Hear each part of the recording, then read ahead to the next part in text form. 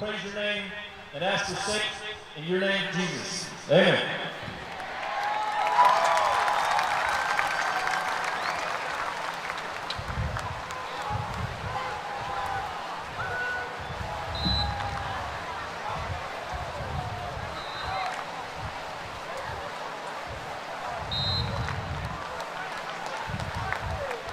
Today is a great day to be a Bulldog.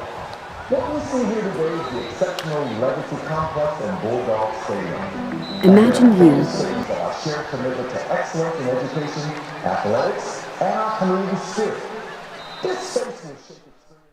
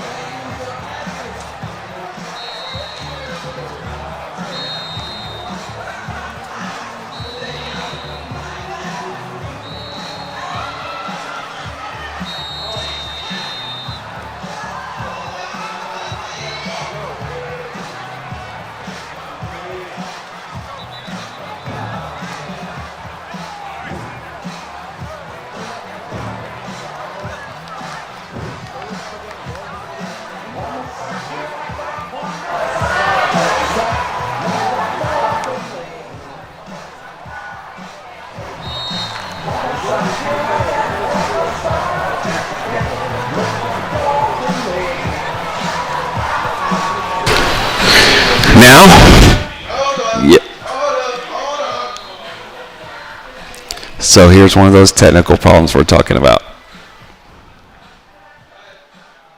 All right, so there we go. I don't know what part of any of this you've heard, but that's okay. We're going to act like this is our first game too. It's preseason, right? So a lot to unpack going into this season. Obviously, the Dogs had a great campaign last year, made it to the state quarterfinals, won their second consecutive district championship, and we so it was a great season. Obviously, it ended prematurely. We talked about it earlier. We thought that. Yeah, it was a tough Christmas indeed. The team was packed, stacked with talent, top to bottom, and much of those guys are returning again this year. So. Most teams can fit into two different categories, whether it's reloading or Rebuilding. And I like to think that the Bulldogs are just ready to run it back. They are back. They are ready to just. So they said you've dropped your mic drop. They're going to come in here and fix that. But yeah, we've got a load of talent. We got a number of seniors, but we've got again that same fresh. We got a load of sophomores that are in house, and we're going to take care of business. I have no doubt. But we're going to step aside real quick and try to address some of these microphones. So if you'll just bear with us, we'll be right back.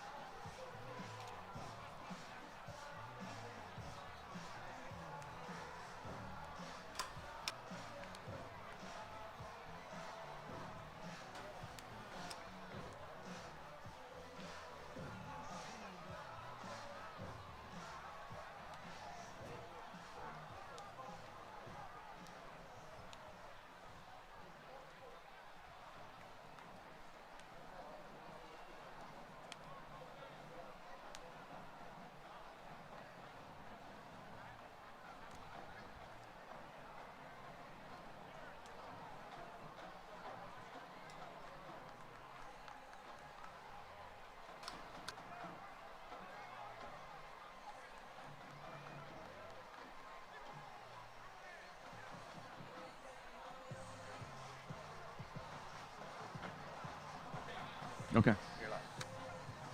Okay.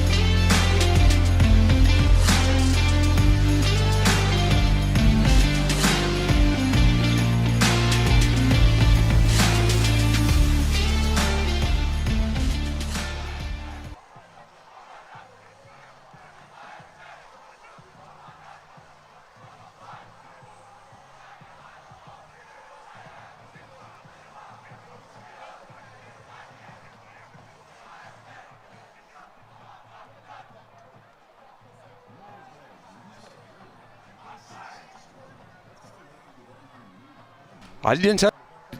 It was like, okay.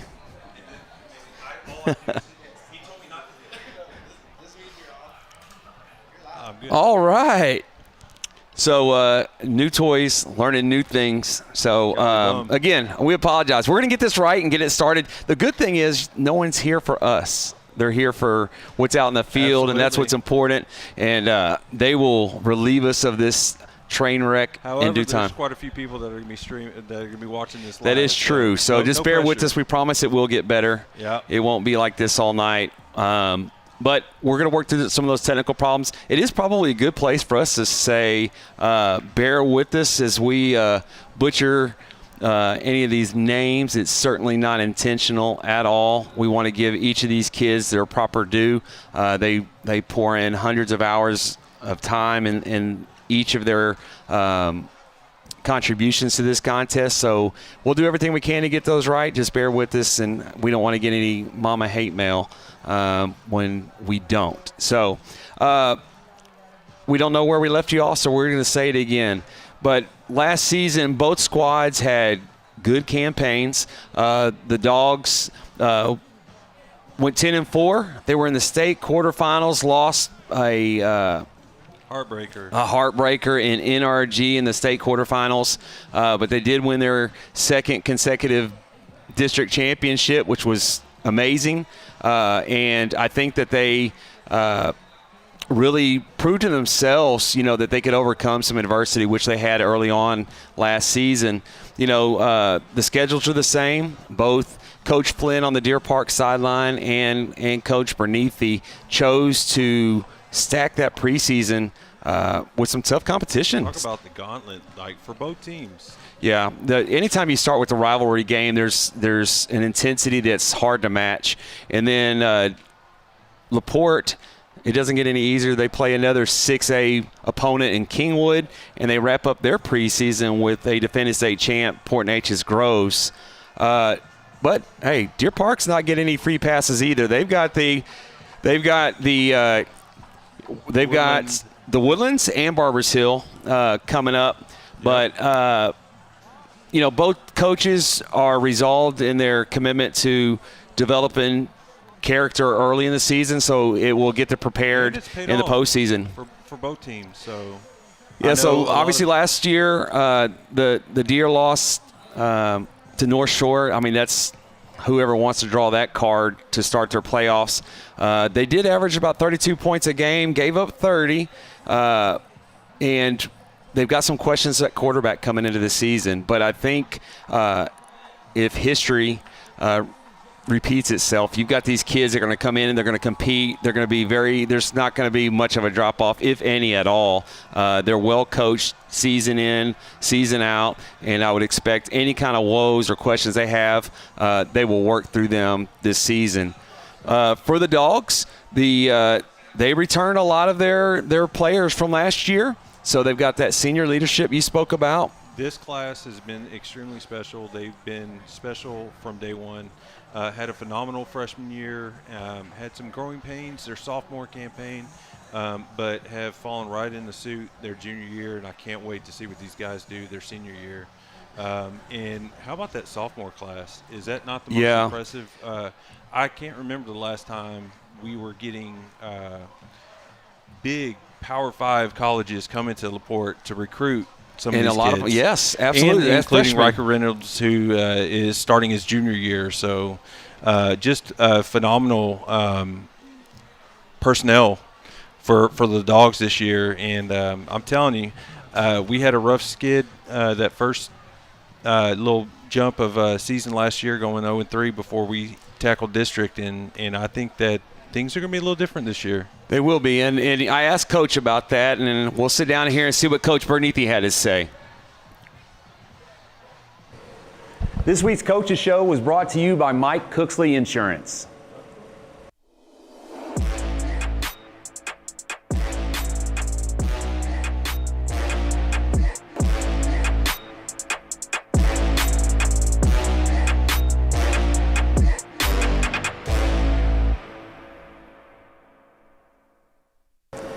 Welcome in, Bulldog Nation, to the Coaches Show. I'm here with head coach Kevin Bernithi.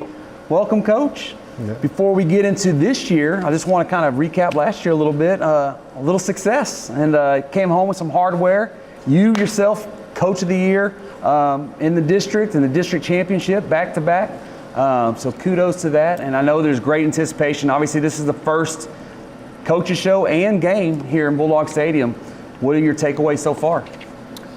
Yeah, it's been really nice being in this facility and being able to go right out this door and practice and not have to go clear across town to practice. I don't even know it's not really town, but just, it's been good, and we're excited. We're still figuring out everything about this building and the things we need to do well or, not do or do, but, we're very blessed to have this facility.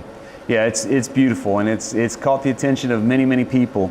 But here we go. We're leading into the 65th. We don't even know it. That's kind of the rumor is 65th border battle, and LaPorte still maintains a slight one-game advantage. How are we going to win this week and keep it?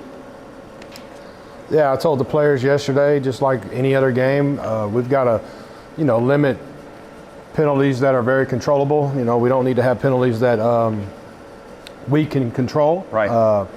We don't need to turn the ball over. We need to win the turnover battle, and we need to be physical tackling and blocking. We need to tackle when we have the opportunities to tackle, and we need to maintain blocks. And as long as we do that, I believe that we have a really good chance of winning.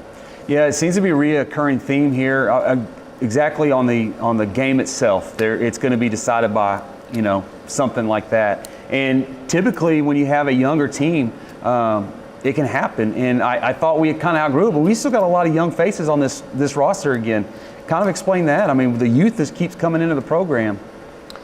Yeah, I think we have a really strong senior group for really the first time since I've been here. I thought we had some good senior players last year that contributed a lot, but as the overall group, I think this group has been really successful. They won the district championship as freshmen. They won a district championship as sophomores, and now they're and their junior year being state quarterfinalists, and now they're in their senior year, and and they're doing a great job leading the younger guys. Right.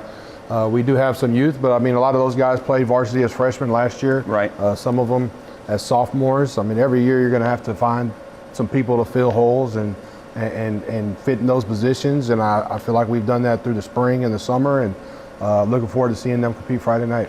Yeah, I think that's the exciting part of this entire equation. When you do have that type of senior experience, and these guys have been in some tough ball games their entire time here, it's fun to see them it all kind of materialize into success there. Last week we played Dobie here in a scrimmage, and a big 6A squad, one of the biggest schools in the state. So they have a lot of talent. What did you take away from the scrimmage last week? I feel like we did a good job of executing. We're trying to do some new things and some old things, and I thought we executed those well. I was really proud of our defense. They flew around. The couple spots I was concerned about really didn't hurt us. So I'm proud of those kids and the way they performed. They struggled to even get a first down at times. So I'm excited about our defense. I felt like they're right where they were at the end of the year last year. Yeah, I agree. There didn't seem to be any kind of drop off there. They were intense. Yeah, and offensively, Sean, his first carry, he goes 40 yards for a touchdown. So I feel like we're way ahead of where we were this time last year. Yeah, I agree. That was definitely the takeaway. We all talked after the scrimmage, and that was exactly our sentiment also. We felt like the team, really, there wasn't this drop-off from where they ended last year. Speaking of where you ended last year, you were quick. You and I spoke the week after the loss to Angleton there, but you were already focused on this season. How do you flip it that quickly and get focused on a new season that fast? I think it's two things. One, this never ends. And two, you have to take your focus somewhere else to get over what just happened. Right. I felt like we had a chance we had a team that was good enough to go all the way to Dallas last year. I really believe they were playing that way towards the end. The ball didn't bounce our way in the last game. But as a coach, you put so much into it, all year round, in the players and everybody, that you got to find a way to move on, or you're just going to, just keep on playing that in. Yeah, you're just going to keep on thinking about that. Right. But as soon as that was on, like, hey, what are we going to look like next year? What do we got to change? How we got to do to get past this week? And that's been our maintaining, our focus ever since that day. And I can vouch for that. I wanted to lead into this point. At the end of the game with Deer Park last year, I was down on the field and I heard you in your address to the team, and you talked about tough times create tough men, and tough men create good times, and that the preseason is about the postseason, and everything really materialized that way. The team had overcome a lot of adversity, 0-3 out of the gates, but I think you and I are in agreement in terms of the turning point for the season last year really was that P&G game. What happened in that game that kind of really turned the corner for the Dogs? You know, we went into that game and we could have just pretty much just said, hey, this game is just this game. We're probably, not going to win. We have so many good players that aren't playing. But our kids went out there and fought, and they didn't use it as an excuse. They showed up, they played. We were in it all the way to the end. A couple of miscues away from beating them, even without the players that we were missing. I felt like that game really showed our players, like, hey, man, this team won a state championship last year, and we're right here with them. If we have all our tools, we probably beat them.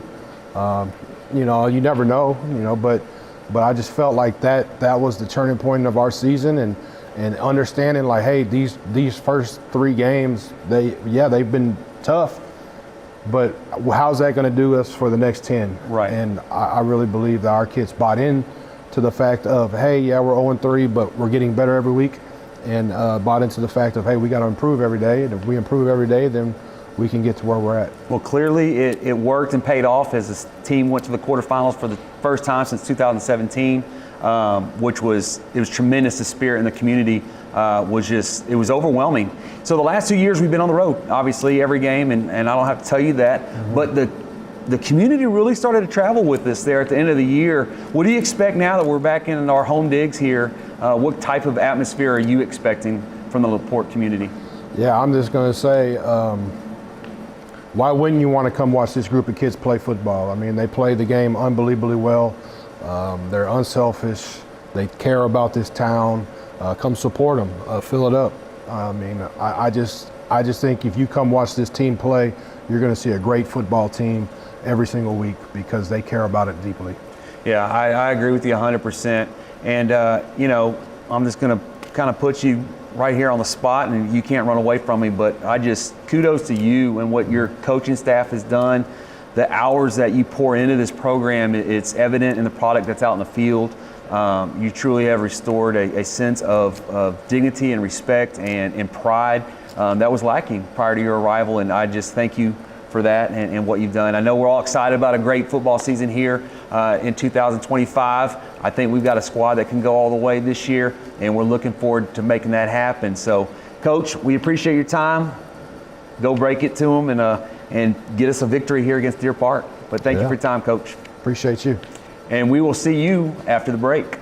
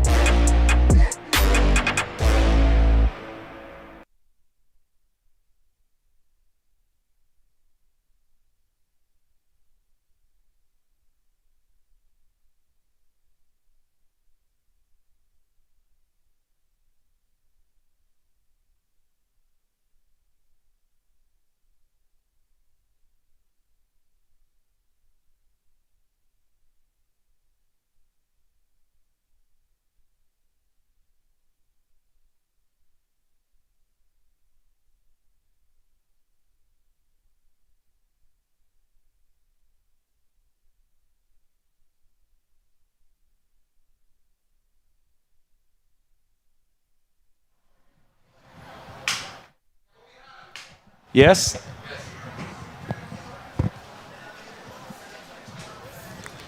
All right, third time's the charm. We're going to see. We went back to the old school stuff. We're a little more comfortable with these. Hopefully they're coming in clear for you at home. Obviously, Coach Bernethi, really appreciate his time to stop and talk to us. He's got a million things to do, especially with the new facility. But we definitely appreciate his time. One thing we want to talk about is our Chamber of Commerce keys to the game. We appreciate the LaPorte Bayshore Chamber of Commerce, and they sponsored these keys for us.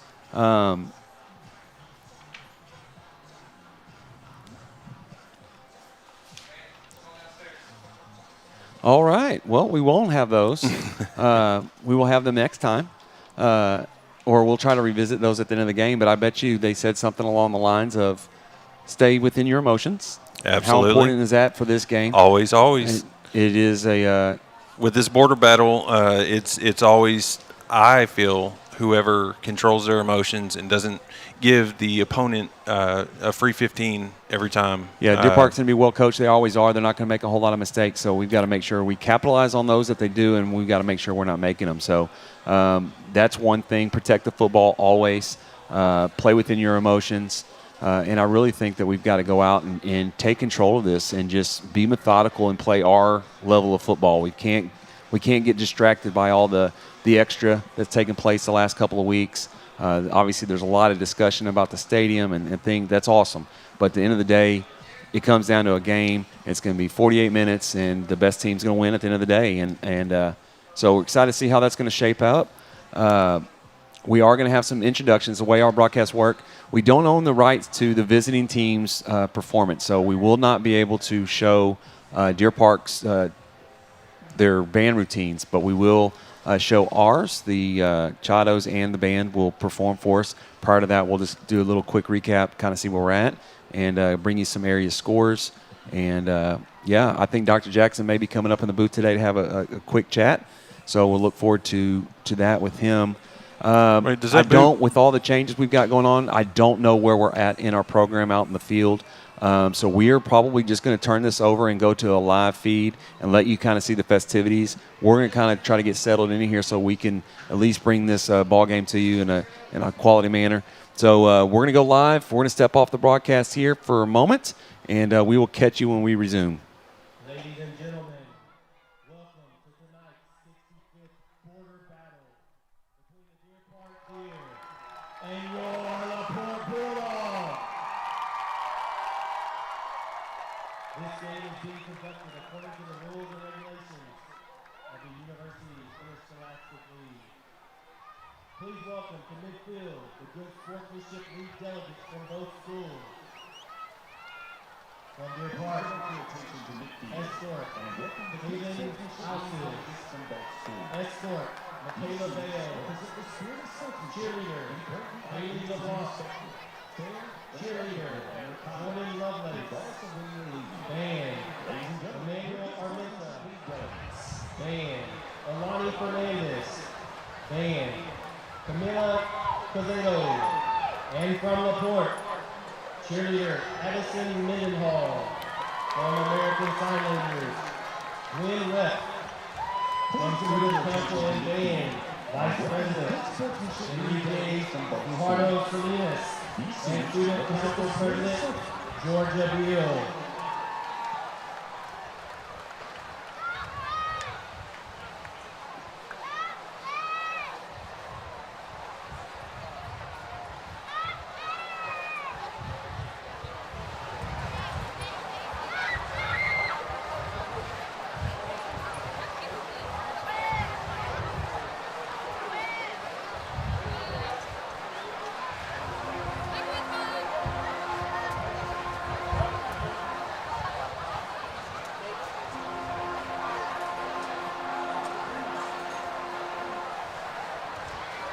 Now introducing the 6-time NCAA National Champion and 3-time UIL 6A State Finalist, Deer Park High School varsity cheerleaders.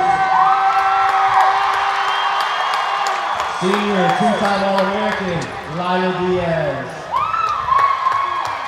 Junior All-American, Bella Arena. Senior Trinity Holtzworth. Senior, Mia Gonzalez. Junior All-American, Audrey Farrell. Junior, Easton Elliott. Junior, 3-time All-American, Emery McGee. Junior co-captain, 2-time All-American, Ava Acho. Senior captain, 3-time All-American, Haley LeBlanc. Senior mascot, 3-time All-American, Blake Carter. Senior captain, 2-time All-American, Jordan Lovelace. Senior co-captain, 3-time All-American, Annabelle Pacheco. Senior 4-time All-American, Nisi Rodriguez. Senior 3-time All-American, Bella Ramirez.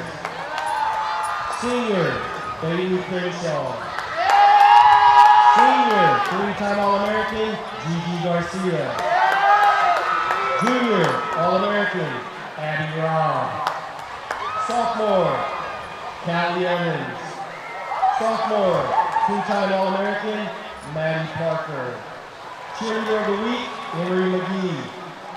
The team is coached by Courtney McGlynn. And now we are proud to introduce the 2025-2026 LaPorte High School varsity cheerleaders. Freshman All-American, Addison Mendenhall. Freshman All-American, Brooklyn King. Freshman All-American, Layla Jessen. Sophomore, Bella Serrano. Sophomore, Sophia Jimenez. Sophomore, Jacqueline Leona Garcia. Junior All-American, Ava Miller. Junior, Angelina Sanchez. Junior All-American, Sadie Shanley. Junior All-American, Faith Whitehead. Senior, Rita Garcia. Senior, Kaylin Thurman. Senior, Madeline Barnhart. Senior, Haiti Ball. Senior, Katie Heyman. Senior, Chloe Munoz. Senior, Michaela Rincon. Senior, Caitlin Sanders. Senior, Lila Singletary. Junior, your All-American mascot, Benicio Lowe. Varsity is cheer, coached by Kennedy Campbell. Now we are proud to present your Chado's dance team.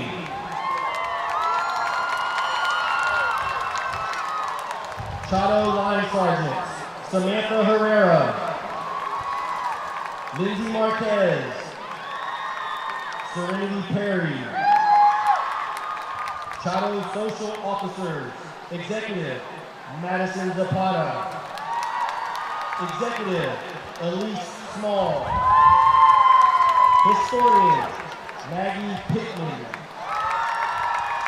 Secretary, Sophia Melton.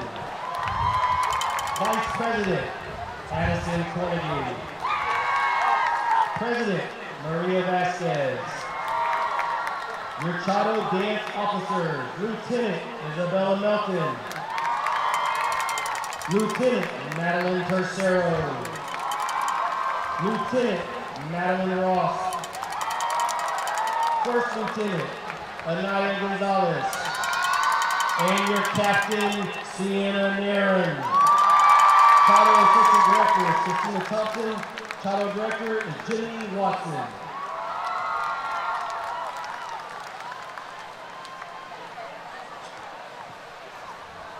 Ladies and gentlemen, please stand for the playing of the school song.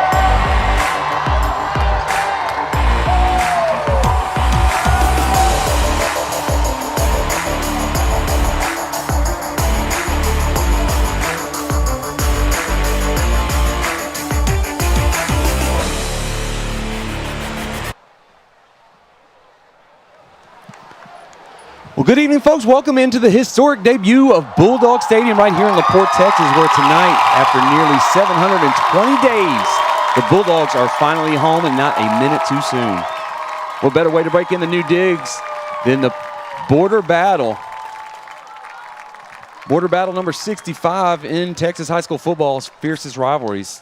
It's LaPorte and Deer Park, folks, and if you don't feel the energy come through the TV, you are missing out entirely. This is a great high school environment. So we are looking forward to this preseason contest.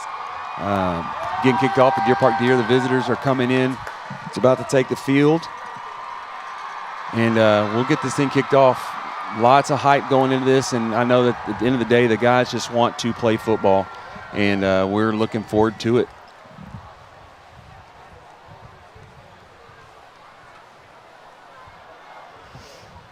Well, we do want to wish you all a happy Friday. For those of y'all just tuning in, thank goodness you missed all the train wreck.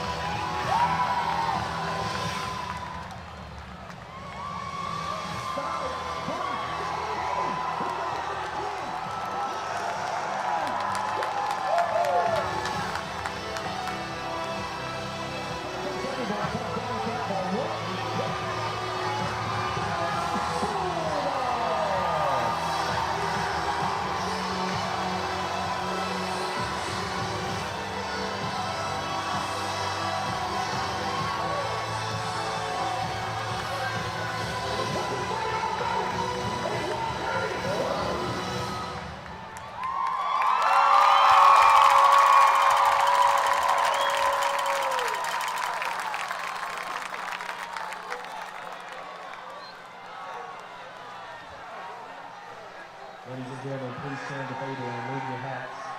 As LaPorte High School Junior ROTC presents our nation's colors. At American Rifles, Cadet Captain Cottrell. Holding the American flag is Cadet First Lieutenant Garcia. Holding the Texas flag is Cadet Command Sergeant Major Hines. And at the Texas flag is Cadet Eden Gloria.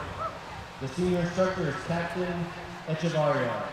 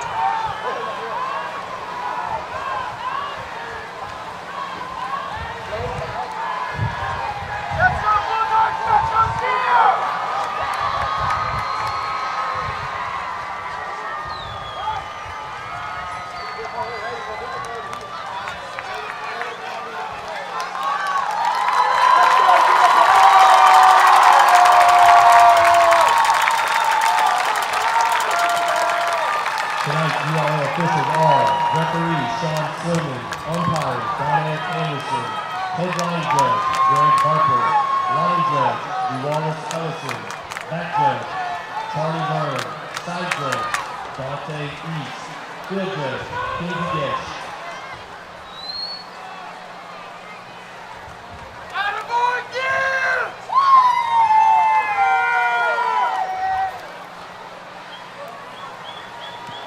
All right. It's always a great day to start with the national anthem.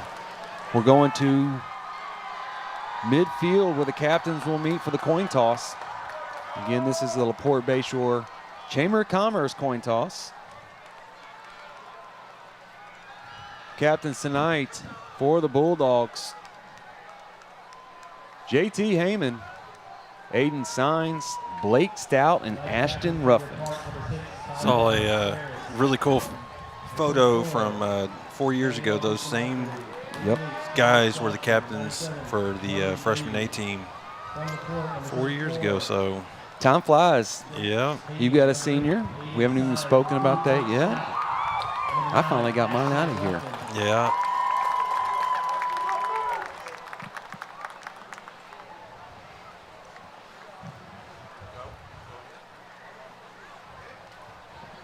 So did we?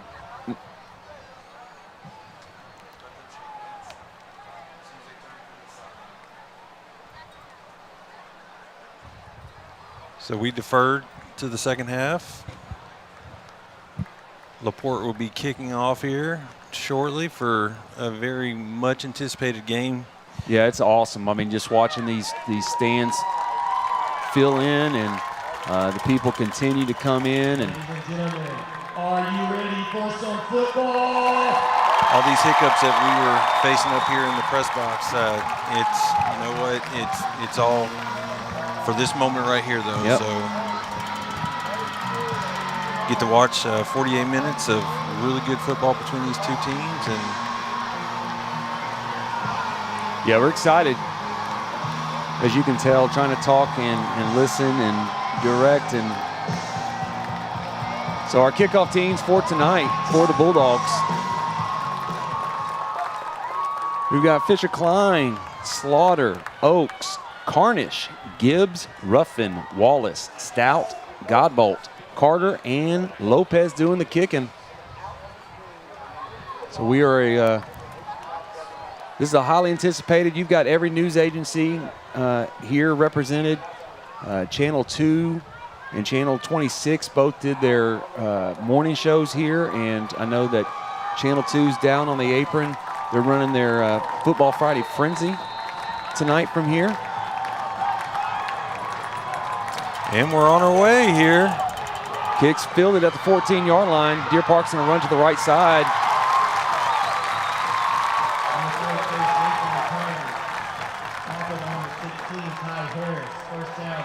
So the Deer will set up shop from the 26-yard line. 1st and 10. Now they did make it a little more challenging for us tonight with the light numbers on the white jerseys. I do like when teams wear all white. They're very, very clean looking. But as expected, Deer Park has a big offensive line, as they do every year. Deer in shotgun's gonna look out to the flats. Tries to get the shuttle screen. Stout's out there, can't quite make the hit. Pushed out of bounds by number 3.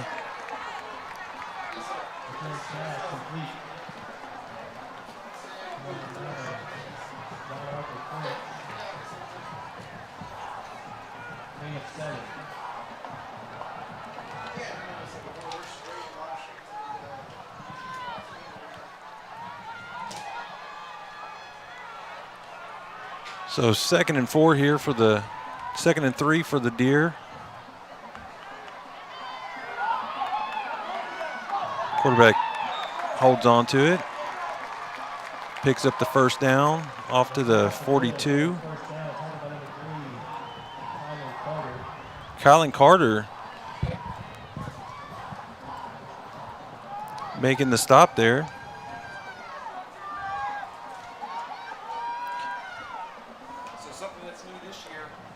So something that's new this year, we've got the wearable technology. UIL is slowly coming to the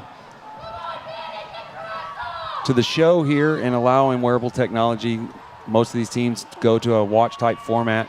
Still no helmet communications. Oh, and Yates stopped for a loss there. 2-yard loss. Defense got in there very quick. Couldn't quite make that. Was that Mora that got back there as quick as he did? Looked like it, yes.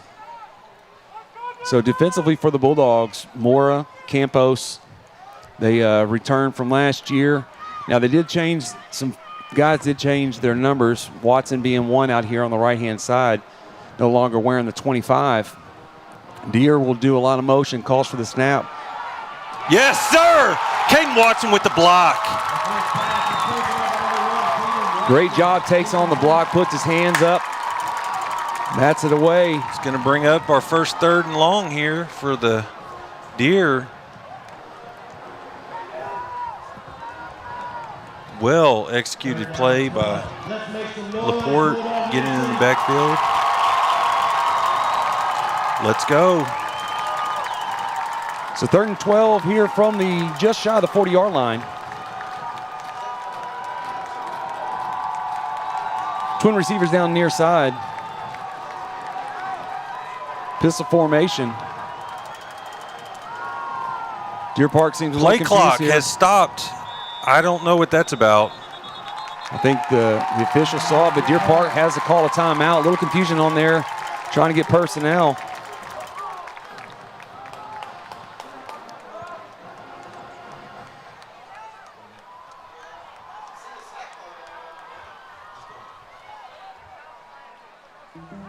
Imagine you are her or him. Like everyone, a sprain, tear, or nagging ache can set you back. Until your expert orthopedic team at Houston Methodist uses advanced technology to personalize a treatment plan that's minimally invasive, heals your pain, and gets you back to life on your terms. That's the difference between practicing medicine and leading it for you. Houston Methodist, leading medicine. All right, so we are back here on a big 3rd down, 3rd and 11 and a half. Deer on the 40-yard line. Coach Flynn had to call a timeout, get things sorted out. So Twins, either side of the formation, pistol formation, calls for the snaps, going to look back, drop back to pass, going to get some pressure, is going to go deep down the side. Don't. And good coverage, incomplete. It's going to bring up 4th down. So Ontiveros, good coverage downfield, stayed in his hip. The Deer are quickly trying to stretch the defense. And I've been looking forward to this one right here. We got Ashton Ruffin back deep to receive the punt. See what this kid can do on the offensive side of the ball.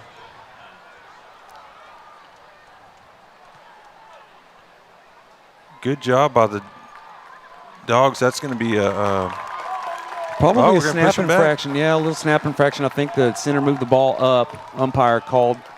So moving back 5. But we're still in that, well, I think that may have moved us back too far. But never put anything past either squad when you got a rivalry game like this that pulled out some trickery. Not here. They're going to go for punt. Gets one off. Good punt. Oh! Definitely personal foul. There's a rivalry right there. Unnecessary. He needs to be ejected. He should be ejected. He led with the crown of the hat. We'll see. I don't know that he will. We're not probably some player that's not going to play. But not how you want to start this contest at all. Yep. So here we go with the offense is going to take the field for the first time. They will get some free yardage out of the situation. Goodness. Coach is over talking to him, trying to get him calm. So we've still got some youth. Again, one of those number changes. Peyton Smith moves to 0 out on the boundary. I think they just woke on a monster there. Yeah, that probably wasn't. Not smart. That was ill-advised, but completely unnecessary. And Probably premeditated, unfortunately. Absolutely.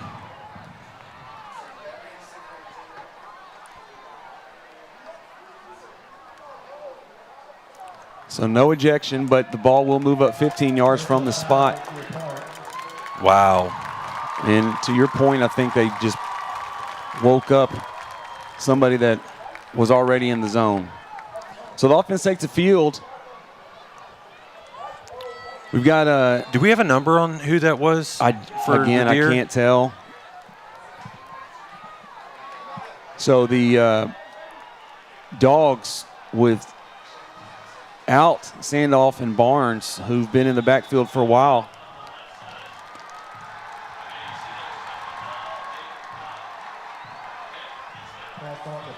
I called a flinch there. There we go. Get in there, 9. Go to work.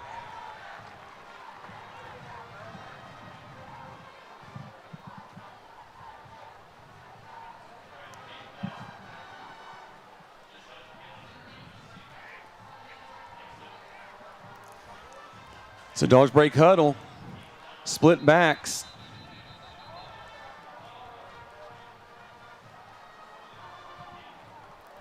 Oh, the play clock on the south end zone. Play clock on the south end zone just went dead. So again, some of those are now both play clocks. Yeah, we're going to go old school. Junior high rules here. Official's going to keep it. They're probably a little bit better than that at doing so. So pitch back to Sean Simon. He's going to come around the right side. Still picks up. No, we're going to say no gain. Get up, get up, get up. There's got to be a penalty right there. And there it is. Number 44 for the Deer. Not able to hold his emotions in check. It's going to give the Dogs another free 15. Take a seat, son. Here we go. I'll tell you what. I mean, we're 2 plays into this game, and Deer's not showing very favorably being able to control their emotions. Hopefully, the Dogs don't take the bait here. Take the bait, because it's clear what they're trying to do. It's going to be a dip ball. Here we go. I don't know Watch what off Deer 15. Park's head coach can be arguing over there.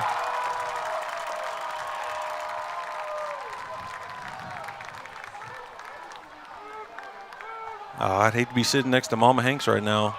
Yeah. She gets a little worked up in these little contests. Yep. Always has. So Dogs will take a new set of downs. Set up shop on the 47-yard line. 1st and 10. Again, split backs. Signs under center. Takes a snap. Looks over to the right. He's got a ball up to Peyton Smith. Peyton Smith. That's interference. And no flag. Yep. I don't know what. I think that the side judge was trying to get his flag out, and he couldn't. He looked like he went to his waist. But, yeah, he totally impeded the receiver. There we go. It is going to be a pass interference. Again, Dogs moving down the field on penalties. Yeah.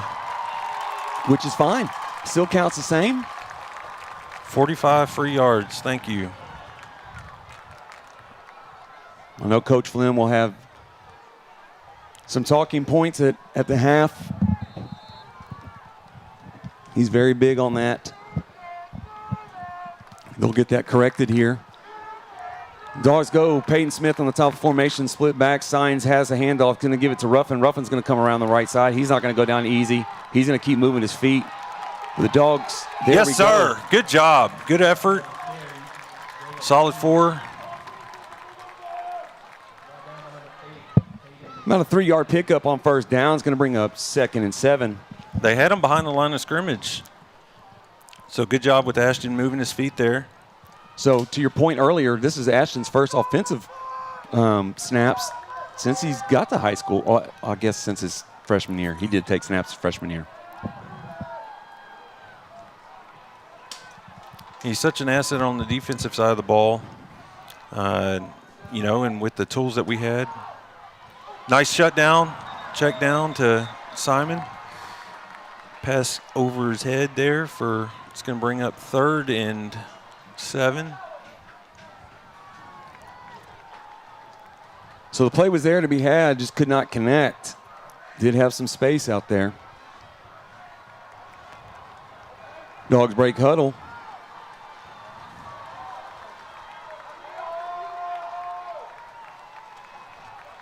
Twins near side. Signs under center. He's going to give it to Sean Simon. He's going to go straight up the middle. And he's going to, he fumbles the ball, and Deer Park is going to pick it up. It's going to be first down, Deer.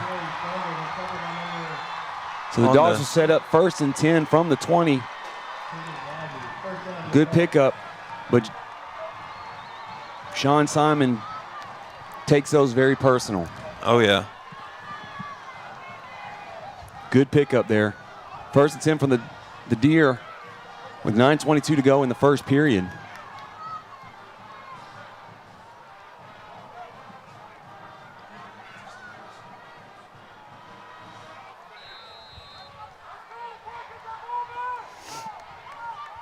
So a couple new faces here defensively for the Dogs. Again, with Ruffin getting some snaps offensively, they're going to bring in some personnel. He'll rotate. His primary responsibility will remain on the defense. A leader out there defensively. So Gibbs looking. Trent Yates on the outside. Gets flipped. Picks up good 8 yards. So the Cousins meet out there on the boundary. It's going to be a 2nd and 1. Ball on the 29-yard line. I thought it was going to rain on us, and it started to clear out a little bit. Yeah, that forecast looked really bad a couple hours ago. So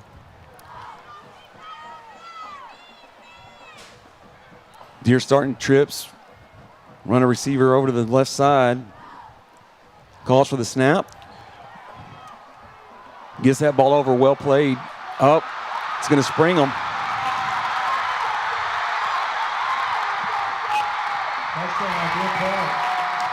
Perfect play call for the blitz off up the middle. Throw a screen out to the right side, breaks them free. The Dogs put 6 on the board with 8:29 to go in the first quarter.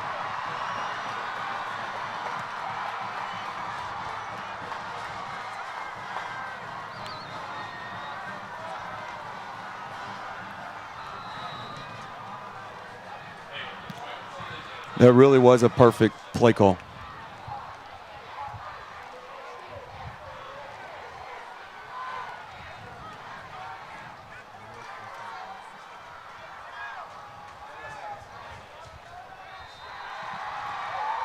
So I hope that's not the case, but I will confirm something when we come back from the break. We'll step aside. We'll be right back. You're watching LPSN. Cool in the summer, warm in the winter. Barrett's Heating and Air Conditioning has been keeping LaPorte comfortable for more than 50 years. Residential, commercial, new construction, repairs, even yearly maintenance. Call 281-471-1118. Barrett's is family owned and operated with expert friendly service, and Barrett's is a proud supporter of the LaPorte Bulldogs.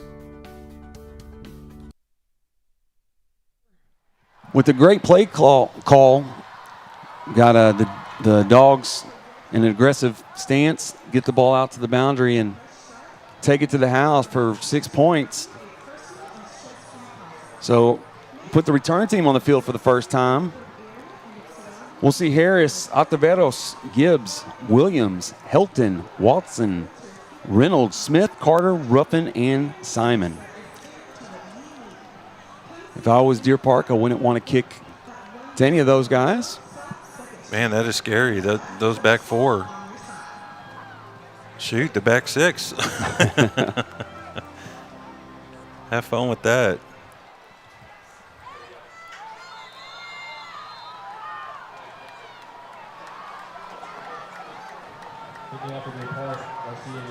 So Whitehat puts it in play.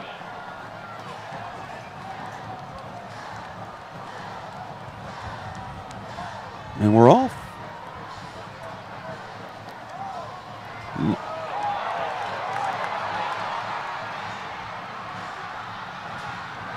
And there's a look at that. Look at that. Holding them. So getting really testy. Washington on the return on the flag of the play.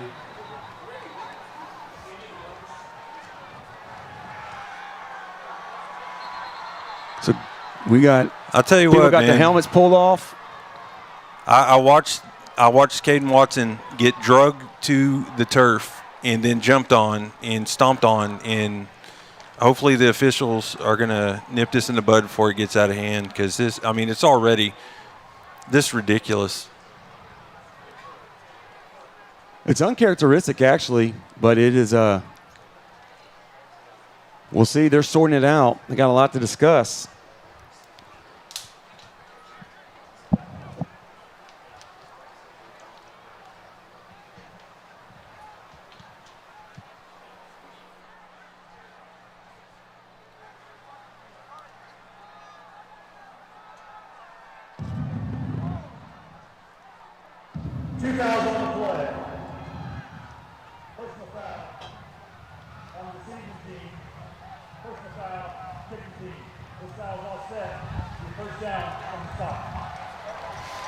So those penalties will offset. A strike either way, and Dogs will set up shop. 1st and 10 from the 11-yard line. So coach is having that conversation right now with Caden Washington, the sophomore. Seeing his first varsity action tonight.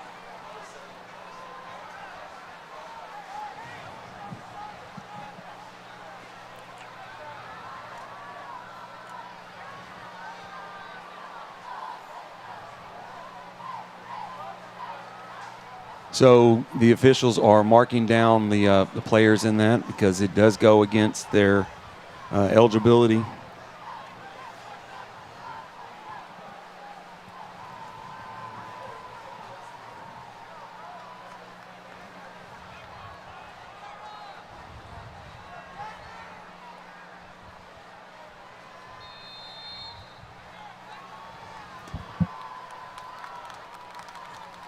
So Sean Simon with the handoff, looking for a seam. Gets through. There we go. Picks up. Big yardage there. I like it. Riker Reynolds holding the Bulldog block all the first way down the right field. there. And a 15 at the Bulldog, first down.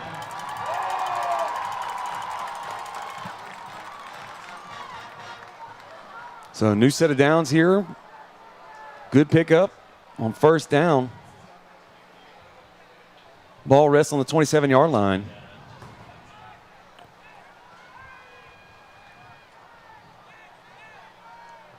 Ruffin and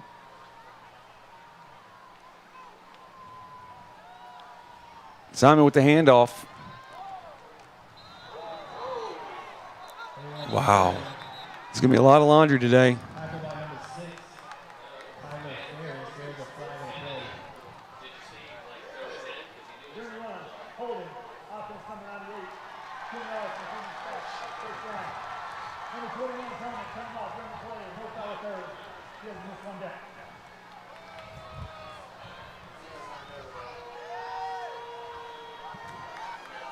So Sean will come to the sideline because his helmet got pulled off.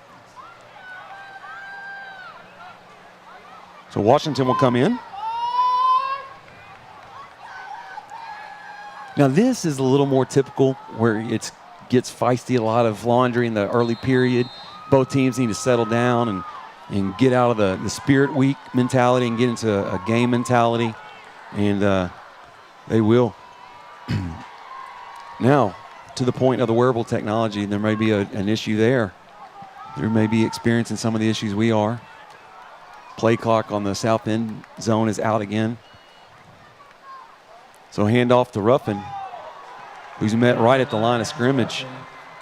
Maybe a 1-yard pickup. Bring up 2nd and 9. I'm sorry, 2nd and 14.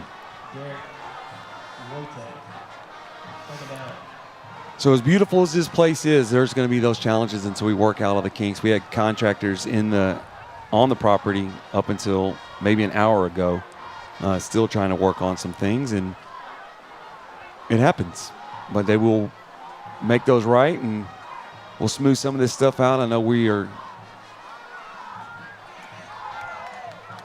Peyton Smith gets a pass out in the flat, tries to find the boundary. Side pass from pick number 0, Peyton Smith. Gain of 4, tackle on the play by number 90. So it's going to be 3rd and 11 here for the Dogs. Williams brings the play in. I'll tell you what, that's one thing Deer Park is always going to bring to the table is just a huge defensive line who always, usually our bread and butter is running it. We'll get it going here pretty soon. Dogs call a screen. Well executed by the Deer. Yep. They trailed. They felt the block come off. They cover, and the Dogs will be forced to punt.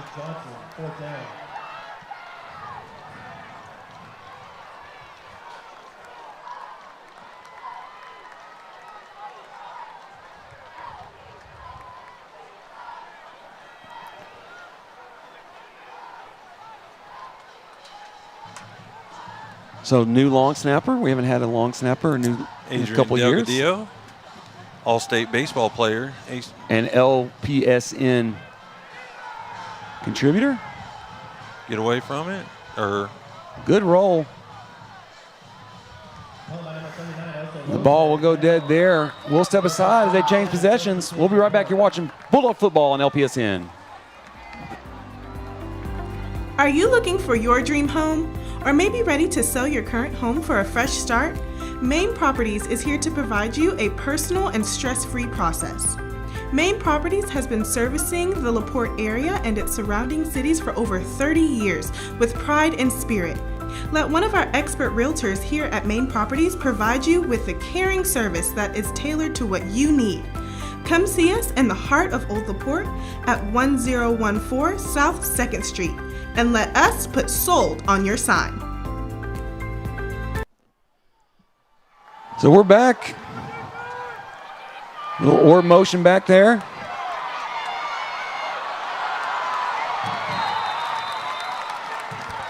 Good pickup on first down.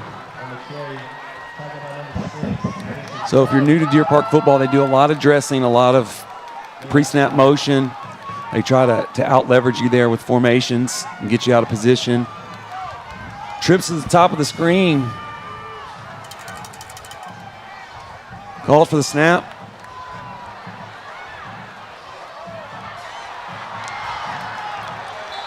Got to make those tackles. The Deer move the chains. First down. They're in a hurry-up type tempo.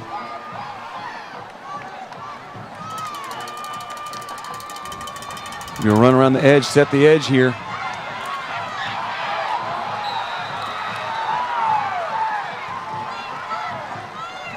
Number 2, Ashton Jackson around the left side. Tackled by number 9, Ashton Ruffin. So good pickup by the Deer. New set of downs. First down, Deer Park.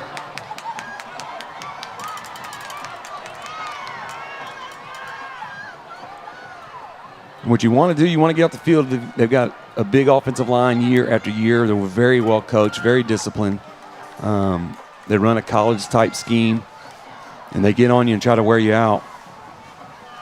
So Yates with the handoff right at the middle.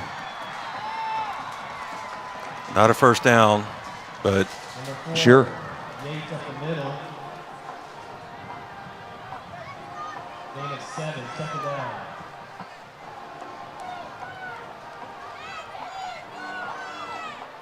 So one thing we haven't spoken about, Deer Park has a new OC this year with theirs departing, going to North Shore.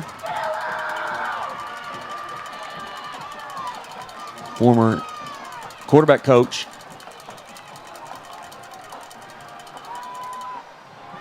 Oh, big hole out here. And Yates is going to go in the left side for a touchdown. 24-yard run.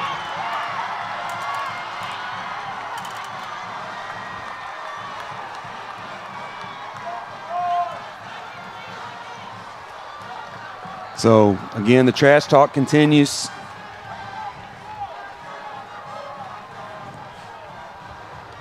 So set up for the PAT here, 3:45 to go. Dogs find themselves down in an early hole.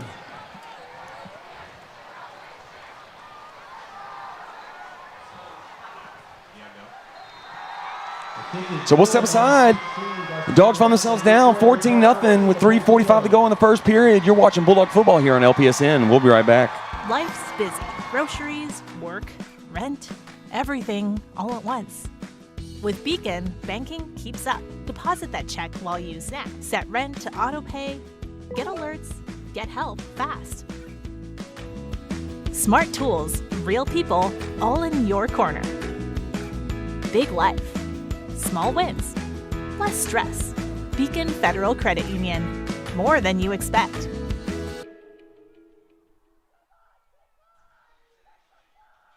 All right, the Dogs got to figure something out here. Starting off flat. They were the beneficiary of some early penalties, weren't able to capitalize, made a mistake to end that drive. Deer capitalized on it, and to all our discussion all week and prior to the game today, you know, you've got we've got to do a better job. We've got to execute, win the play, just win the play.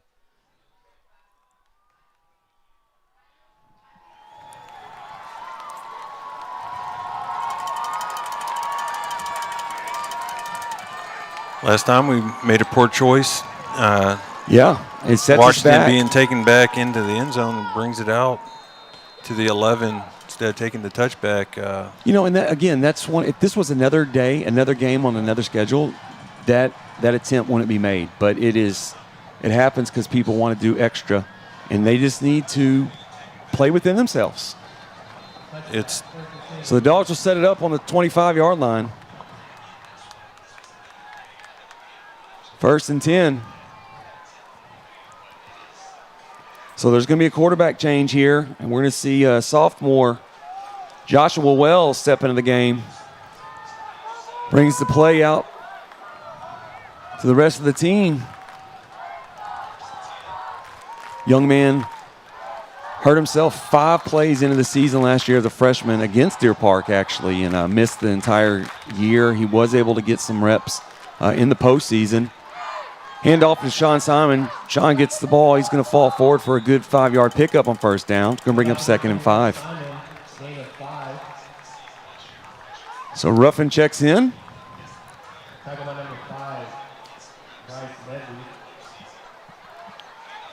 And again, I know we're not calling out too many of the Deer Park players. We really are struggling with some of those numbers. Very, very light.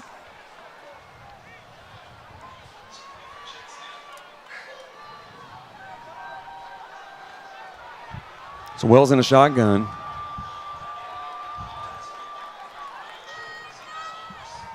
Josh drops back. Good job just getting that ball away to not take the loss, but it will bring up another 3rd down for the Bulldogs. 3rd and 5, ball rests on the 30. 3rd and a healthy 5 there for the Dogs. If you'll notice, the Dogs are running a little different scheme than they did a year ago.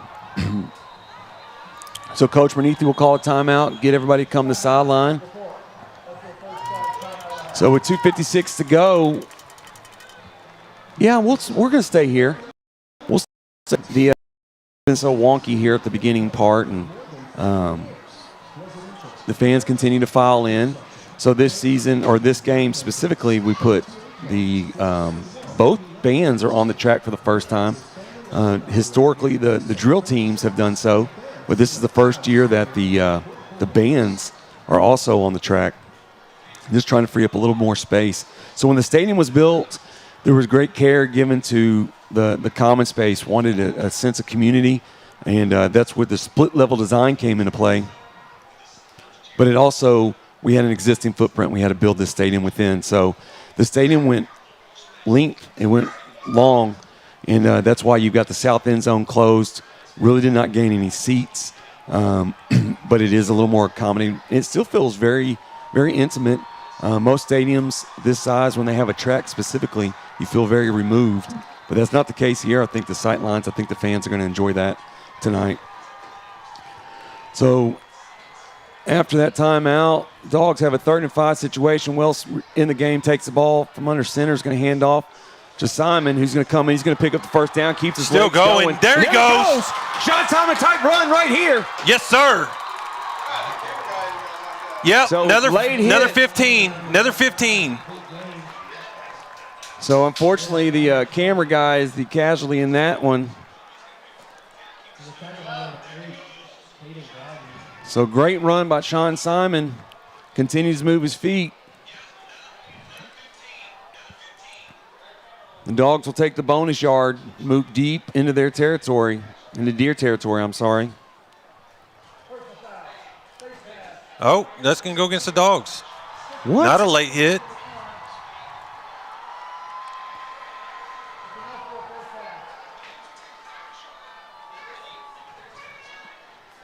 Coach is going to get an explanation. Still going to have the first. Yeah, reset the downs. 1st and 10 here. Ball does march back.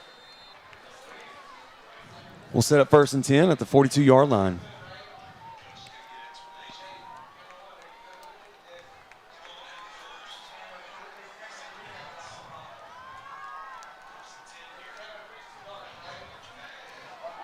Looking for Smith. Oh, just out of reach, but he had him beat. What a ball. That duo right there has connected the last several years. Just out of reach of Peyton Smith. Good coverage by Deer Park. It stayed with him, but Smith did have a half yard there. Clock continues to run at 2:34 to go, 17 seconds on the play clock. Dogs break the huddle. Smith will come near side. Marinos will go to the top.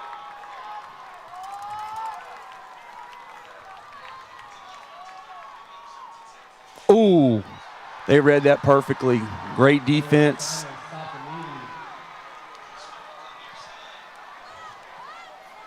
It's going to bring up a 3rd and long for the Dogs here. So 3rd and 13 maybe. Good defense by the Deer there on their right side. That's where more of their returners they return for. With their defensive line, good size, physical. So trips near side. Dogs in a pistol formation. Wells gets the snap. Oh, and it's picked off.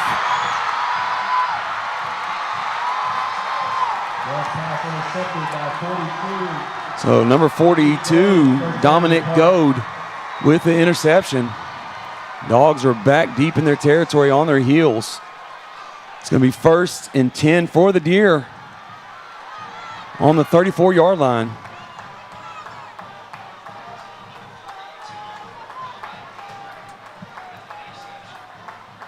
Kind of goes against everything that we talked about earlier with, it looks like Deer Park is getting away with playing through their emotions as well. You know, they're still. Yeah, even though they're getting setbacks, yeah. They're not allowing to stop them. They continue to play on the next play, and that's what you've got to have. You've got to have that perseverance, that resilience.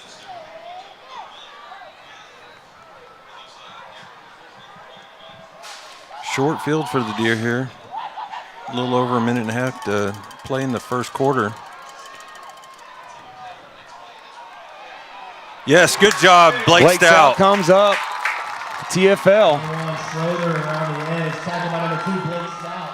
Lost of 5. Second down. It's this speedy Andon Schroeder, son of Aaron Schroeder, who was a baseball phenom over Deer Park many moons ago. Got to play against that guy, and I'm telling you, it was not fun. So Twins near side. Looks like Yates out to the right. Going to put his tight end in motion. Puts him back across the formation, calls for the snap. It's been hand off. Now it's going to be, looks like they're trying to do a double pass, and it is. Good defense Good right coverage there. by Stout. Unbelievable coverage. So he's trailing. He saw those plays. If that running back comes around the edge and he starts fumbling it out here over his belly, you know he's about to set up a throw. May have televised that just a minute too soon, but we did have a hanky over here. I didn't see it originally. So we'll go to the white hat here. So he's going to get one of the linemen. We're going to decline it and keep it 3rd and long here. You know, Deer Park's kind of in the driver's seat here with the 14-point lead. They pick up a few yards. Are you thinking field goal or potentially? Fake, yeah. Yeah, go for it. Yeah, you know, Coach Flynn probably has a little sheet that he refers to. He'll take a glance and decide.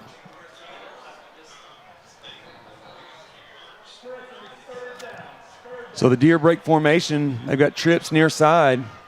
Single high. Altaveros is out there with him.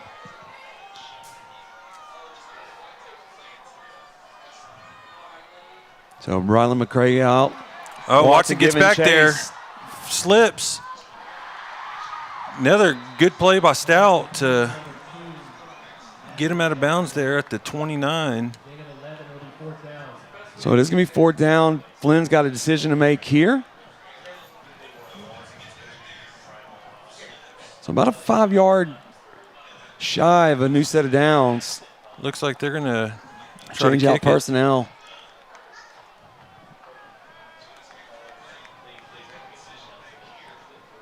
It's not going to be a chip shop. That's for sure. Going to be a 46-yarder. You know, it's amazing when people say that. There's no such thing. They're difficult. Field goals are tough. Spoken like a true kicker. Whatever. Oh. So it's going to be a timeout. So Coach Flynn thought better of it. He's going to talk it over and make a decision here if he's going to send the offense back out in the field or.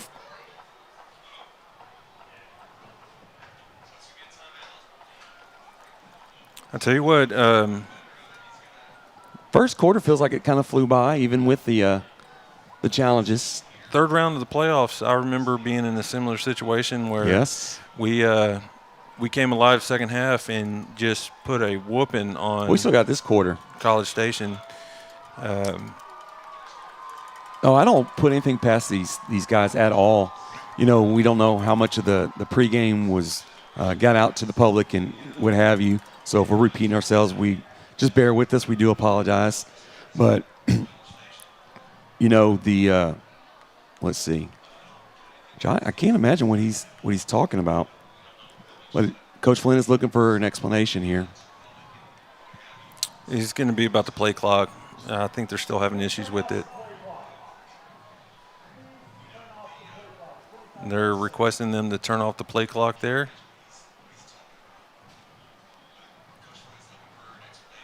Yeah, I don't know how to. So again, technical issues. If I knew where the light switch was, I would go turn it off. But I do not.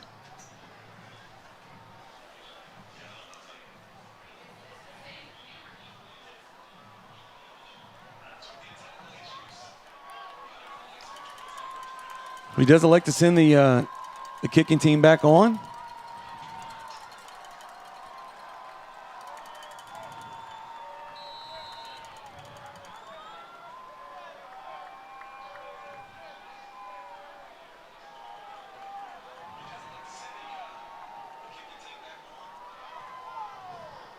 He's got the distance, and he puts it through. Wow, nice kick. So the Dogs in the deep hole, 17-0 here in the opening quarter. In first game at Bulldog Stadium.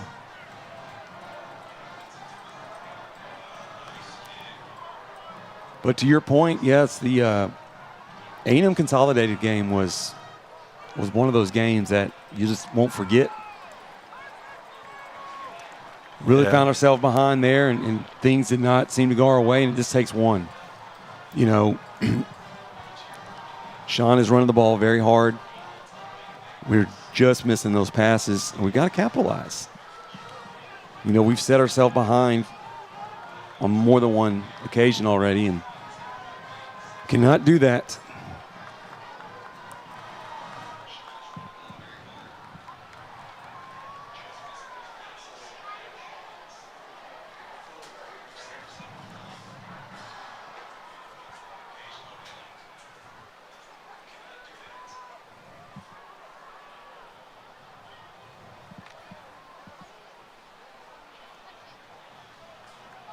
That's the inside they kick off.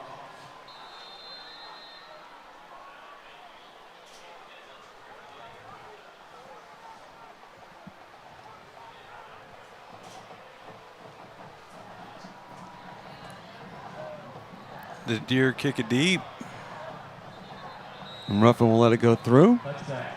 First and 10, Laporte. The Dogs will set it up. 1st and 10 with 44 ticks to go in the opening period. Want to look if they can spring one right here.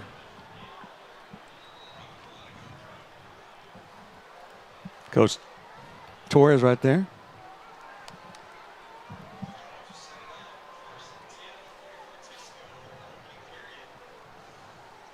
Signs is back out there. Ready That to may command his be troops. that may be the formula. Each offer a little different, you know, skill set. Both good kids, good athletes. So split backs. Quick handoff over to Sean Simon. 21, Simon up the middle, gain of 3.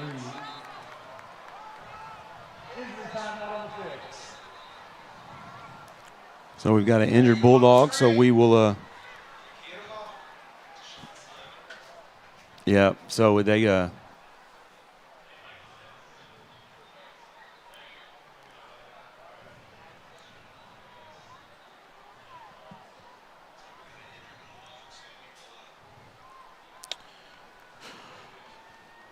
Yes.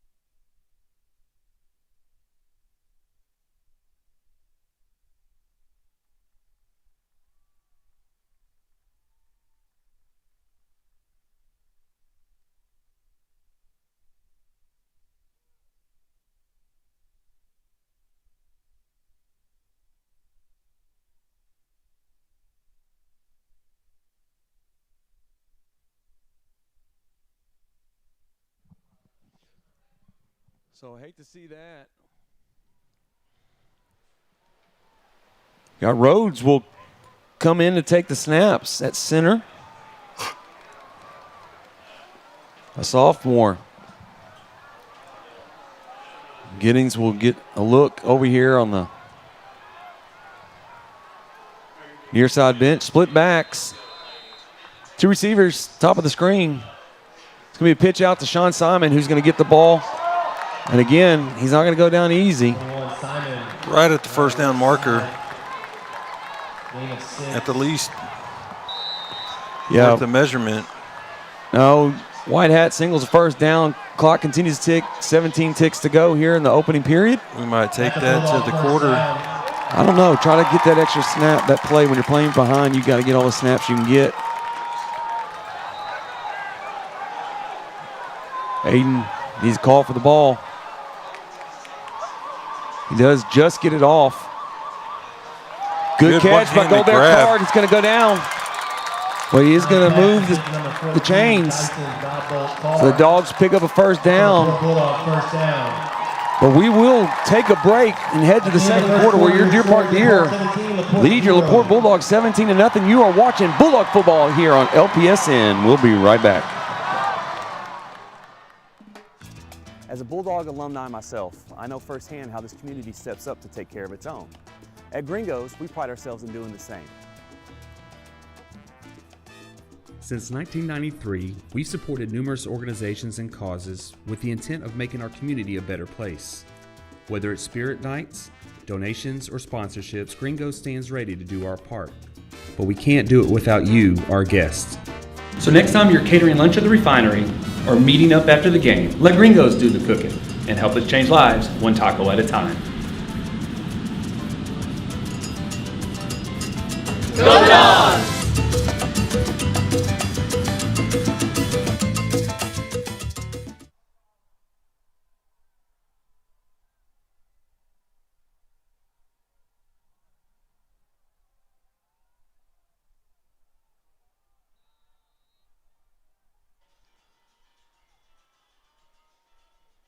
Well, delayed handoff there. Sean Simon's going to find a seam now.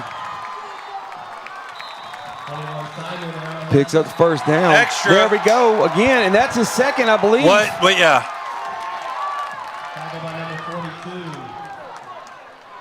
Dominique Gold. There's a foul on the play. Gain of 18 on the play. Tack on another 15 for an extra shove.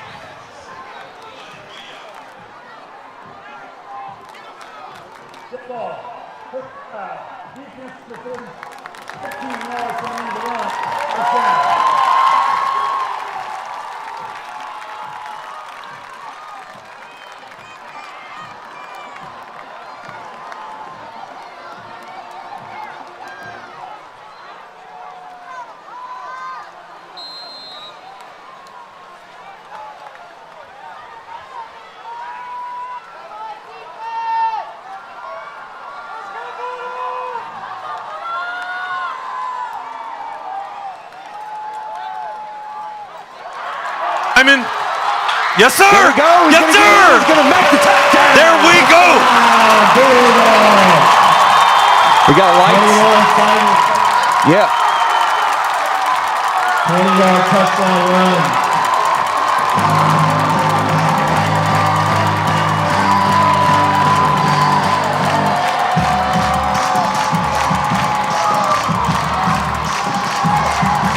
Can you black it out? Go, because he's ready for the kick. He's putting it in play.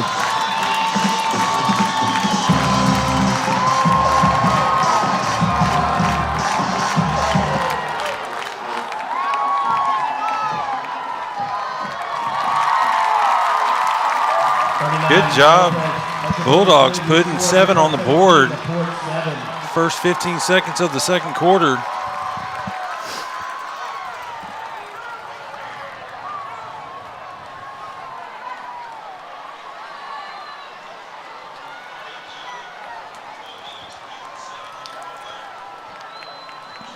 Big stop, and we got a new game here.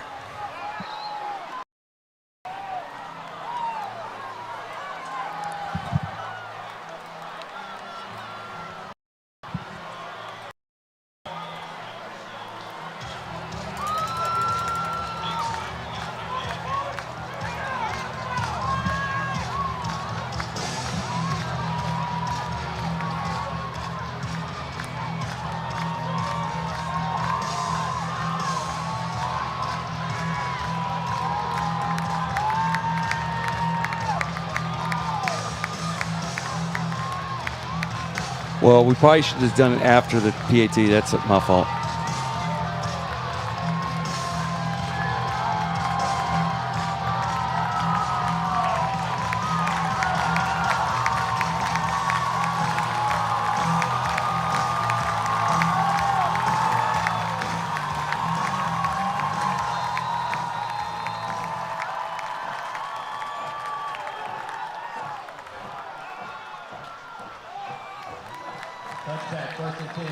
Good kick.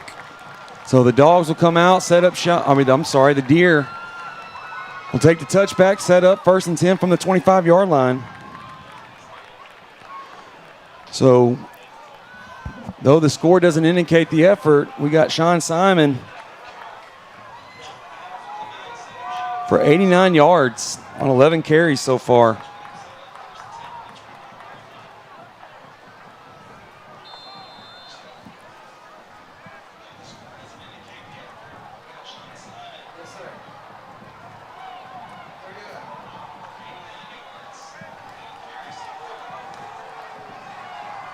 So Deers start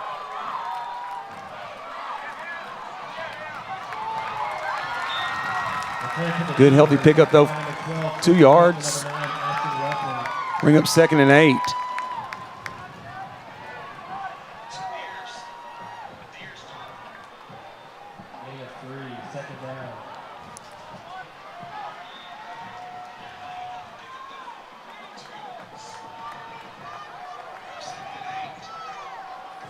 So the Deers will send 2 receivers out near side, one at the top of formation. Yates to the right, the quarterback. This time he's going to pull it. Oh, good read by the quarterback. He does pick up a fresh set of downs. I don't understand why more teams don't run like that zone read. You know, I don't think they have so trips near side. Awareness to. Gonna look out here to the flat. Caden Watson catches him from behind there. But a 4-yard pickup on first down will bring up 2nd and 6. Let's make it 2nd and 5.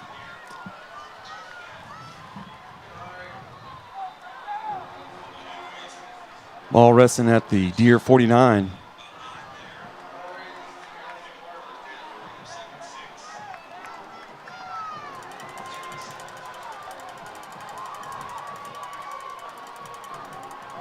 So we hand off to Yates up the middle. Moore grabs him.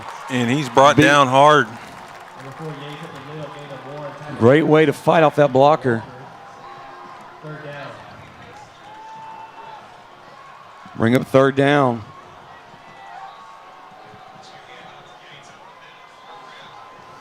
Big opportunity down. Right here. 3rd down. Let's do it.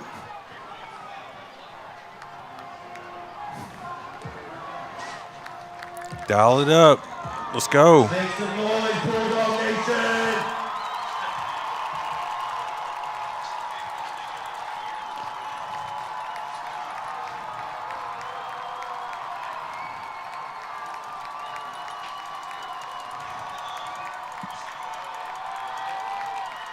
Quarterback's going to run out to the left side. Gibbs going to give chase.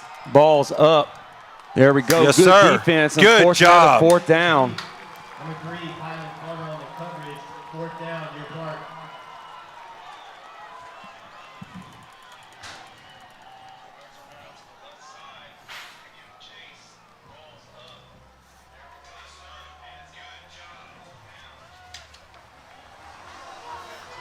Kylan Carter with the tight coverage there.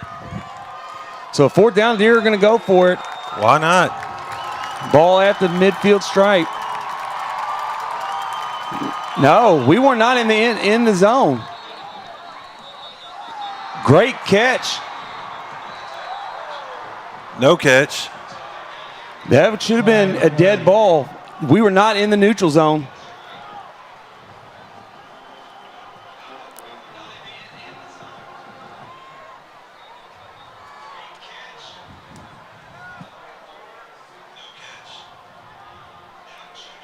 Good concentration. Both defender and receiver go up and fight for that ball to the very end. Good play by both. Long discussion. Yeah, he never got in the neutral zone.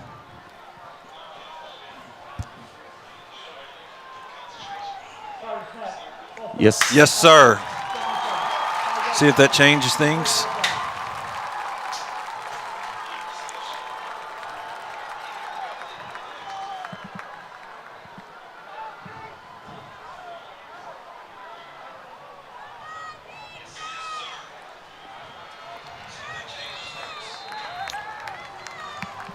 Good job there by the Bulldog defense.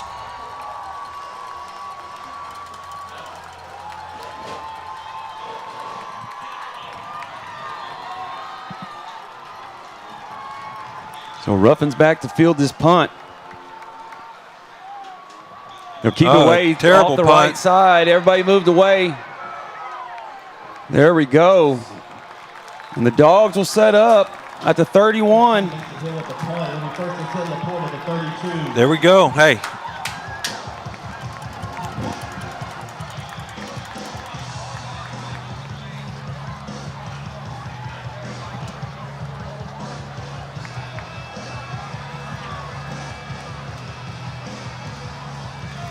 Gonna break the huddle here.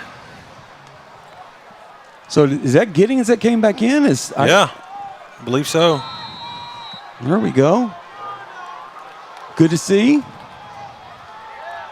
Here we go. Ruffin's got the handoff. He's going to run that ball hard. Pick up about 4 yards on first down, bringing up 2nd and 6. Heck, I even noticed the line to gain marker is out now. Yep. And that's not hooked up to any electronics.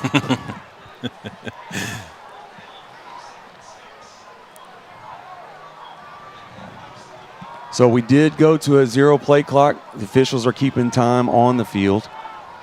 Handoff to Sean Simon, who makes a crease around the right side. Yes, sir. You can't. On the right side. There we go.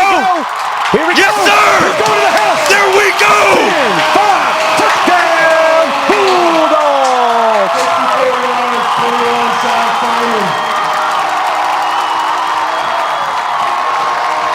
No flag. We got a new ball game, folks. Here we go.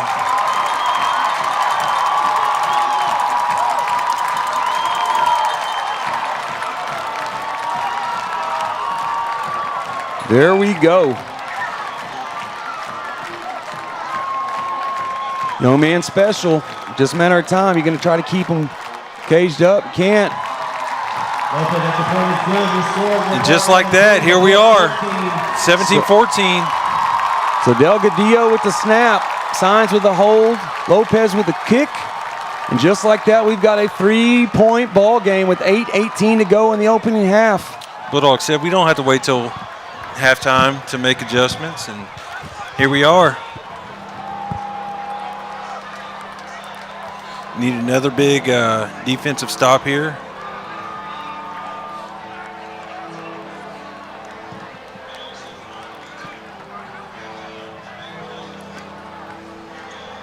So looking into the sideline, I remember this being the point of frustration for coaches on special teams, trying to get all the right bodies in. You know, a guy goes down in the middle of a series and making sure his replacement's paying attention.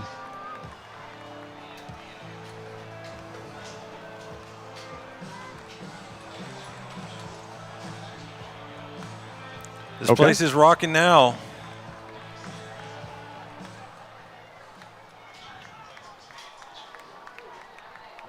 So here we go. The energy's starting to change in this building.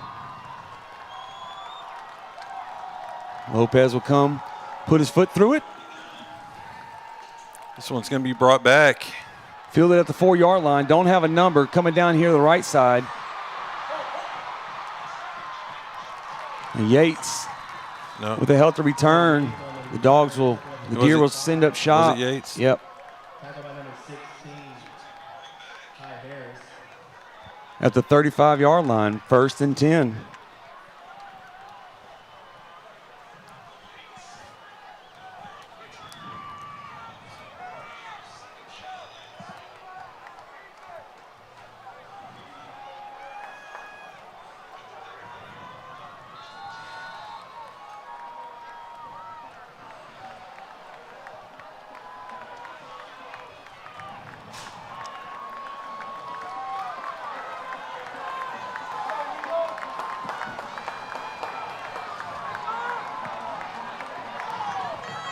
A little bunch set to the top of the formation.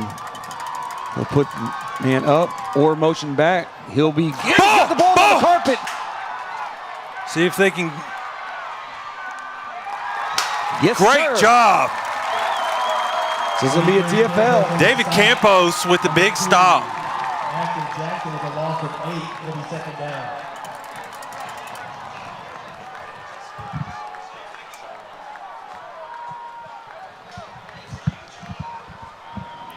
So we're having continue to have these issues, and again, we appreciate your patience. And I know we sound like a broken record, but it's disappointing. There's a lot of blood, sweat, and tears that go into the broadcast, and we're being spread in different directions and having communication issues. It will continue to get better as the season goes, but I hope you're enjoying the contest so far. Two great ball clubs, great rivalry. Another screen. Good open field tackle. So great job. Isaac Valero holds on, waits for his friends to come up. And we got a 3rd and a mile here for the Deer.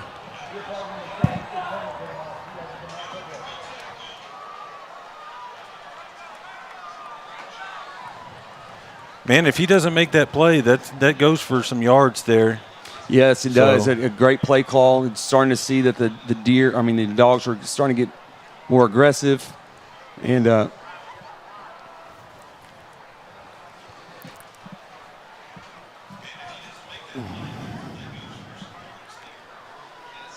yeah, so we've got, again, a lot going on, a lot of moving pieces in this whole thing. And this is the first time that you got in-house and broadcast both coming out of the same room.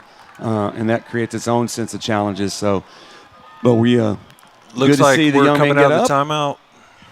Blake Stout, who gets up, and good to see. Won't keep him out long. No, I'm sure. His may be cramps. Truthfully, the way he's got his foot arched up. I don't want to speculate, but yeah, he's trying to stretch it out. So trips near side. Just don't give up the big play. Almost gets that quarterback. Watson gets in there. Oh, So looking for that ball up. Wow. Good defense. Great job. Kylan Carter with another unbelievable play. Great defense on that series. Hey, hats off to Deer Park's quarterback for keeping that play alive. Yeah, he's made some really good plays with his feet. That series. So just a dime to the receiver, just a little high. Like, so a better punt this time. Ashton's tracking back, but he'll let it bounce. It's going to dive right at the 25-yard line. All right, Laporte.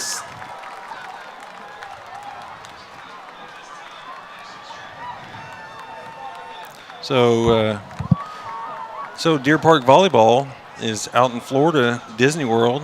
We have y'all have inside information, do you? I think we do. LPSN's own Caleb Hanks' girlfriend, Emery Parham.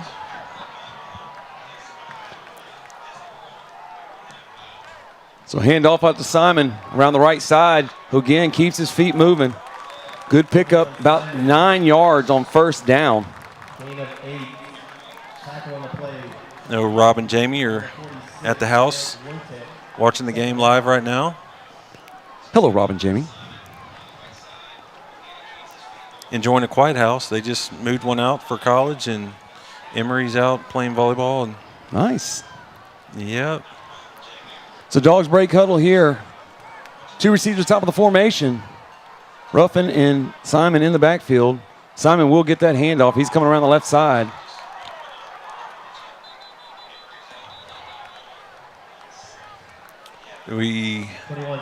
So Giddings continuing his block all the way out. So maybe a half-yard loss maybe on the down. It's going to bring up a 3rd down here.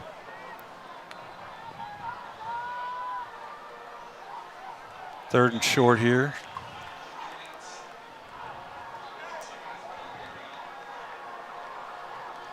Signs comes in again. It's odd for us even looking at the play clock to see what kind of time we have and not seeing those numbers.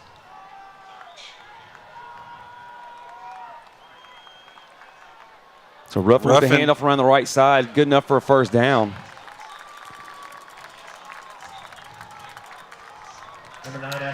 So we'll move the ball up to the 43-yard line, 42.5, I apologize.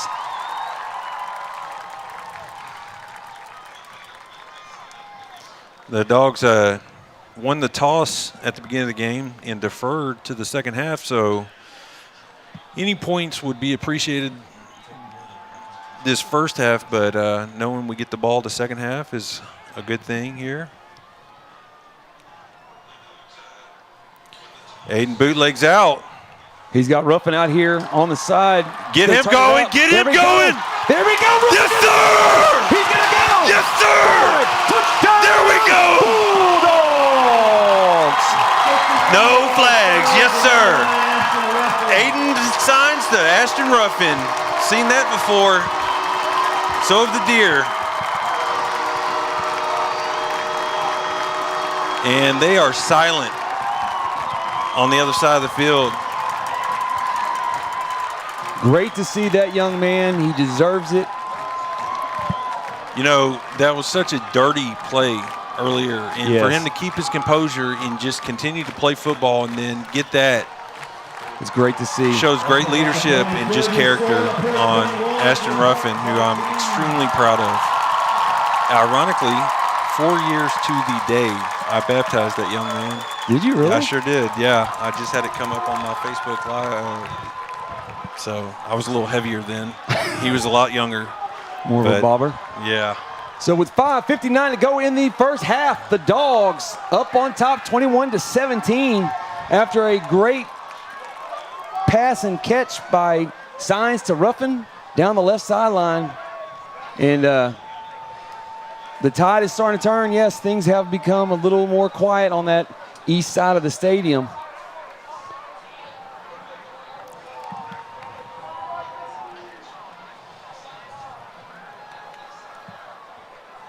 Yes.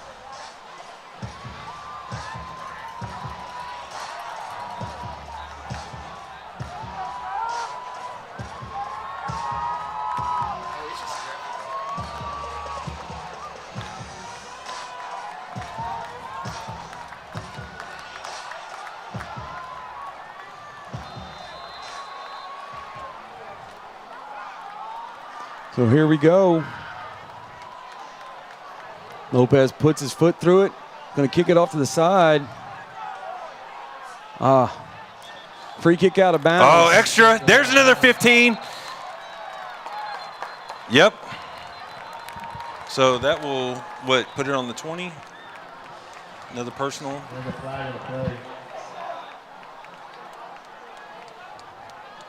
So for those of y'all that are tuning in that really aren't from here, maybe you're a relative or you just happen to see the broadcast for the first time and you're turning it. The rivalry is intense. It goes back many, many years. And this is the 65th meeting of the two, separated by Underwood Boulevard, right down the north-south, right down the middle. And these kids grow up together. They play Little League together. When it comes to high school, it's what side of town you're going to go to. And that's why this rivalry is so fierce. It's funny. I heard a preacher make a comment about the rivalry at church this past week and alluded to the fact, once you get out of high school, that kind of fades. There's still that competitiveness, but it does kind of lose a little of its bite. But these kids, they don't see any of it. You're born and you got a disdain for the other, and you do everything that you can do to beat your rival.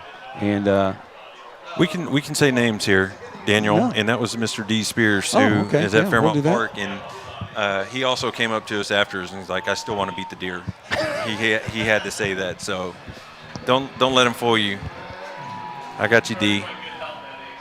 That's nice. I don't know that D's watching.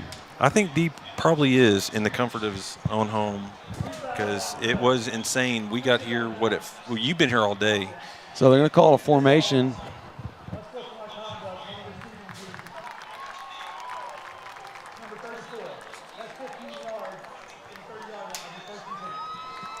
Are we at 100 yards of free?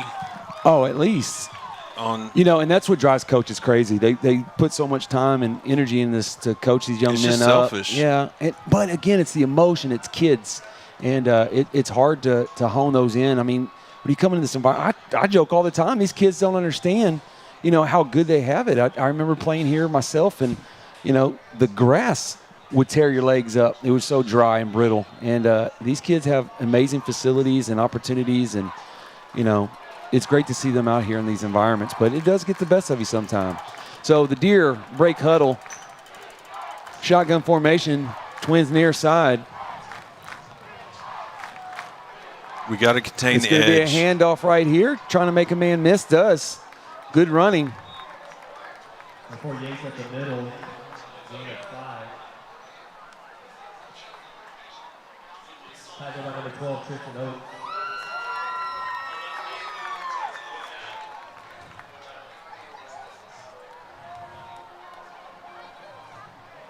So about 2nd and 5 here for the Deer, deep in their own territory.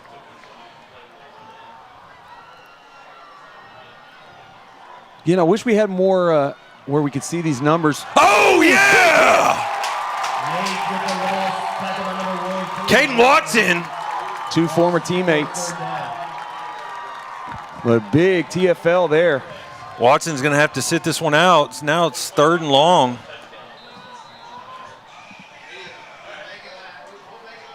So it's going to bring Cale Carnish, another LPSN young man, into the ball game. We're sitting right next to his sister. Yep. Does she know that he's in? I think she may have heard him just now. So just contain him here. Here we go. Yes, keep man in front of you. So pistol formation, receiver either side. Play action pass, going to look up that seam. Man, he was right open. He was. Oh, and a big play on a missed tackle.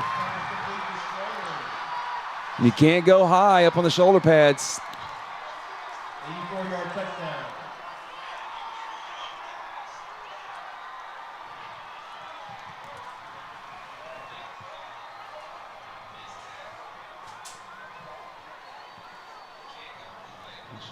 So this is how this is going to go, though. This is going to go back and forth from here on out. Now we got those pregame jitters out of the way, and people are focused on football again, and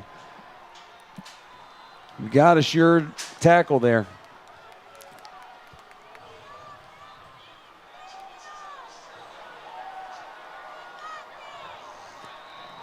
So it's up and good. And the Deer back on top, 24-21 with 4:29 to go in the opening half. You're watching Bulldog Football on LPSN, and we'll be right back. Imagine you are her or him. Like everyone, a sprain, tear, or nagging ache can set you back. Until your expert orthopedic team at Houston Methodist uses advanced technology to personalize a treatment plan that's minimally invasive, heals your pain, and gets you back to life on your terms. That's the difference between practicing medicine and leading it for you. Houston Methodist, leading medicine. All right, here we've got 4.5 minutes left in the first half of this contest between the Deer and the Bulldogs. Deer just went back on top, 24-21. But I'm telling you, both teams we knew this was going to be a heavyweight match. Yes, we did. Even knowing that, it still was a little surprising how both squads had started the game. But you can see them starting to settle in a little bit and focus on assignments. So if you're just joining us, we do not have the rights to the music for the Deer halftime performance. So unfortunately, we can't show their performance live, but we will do our best to show we will show the Chatos and the LaPorte Mighty Bulldog Band at half. We're going to talk over some different things, get caught up. I'm going to try to drink some water. That's another part, the fatigue of starting out. My throat's a little in preseason form.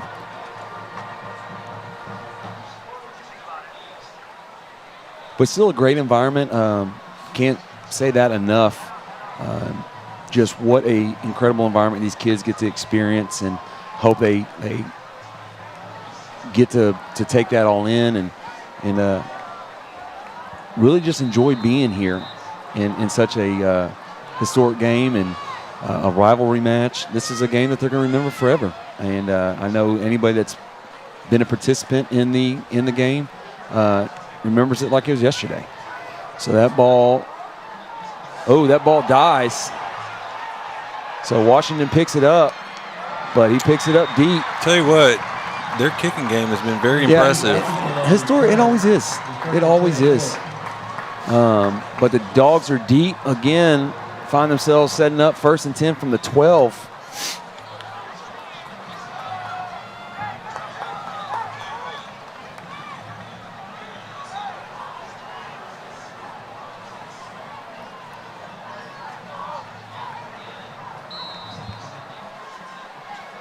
So here we go. See what the Dogs can do with 4:25 to go in the first period. Opening half here at Bulldog Stadium. It's going to be a handoff to Sean Simon right up the gut.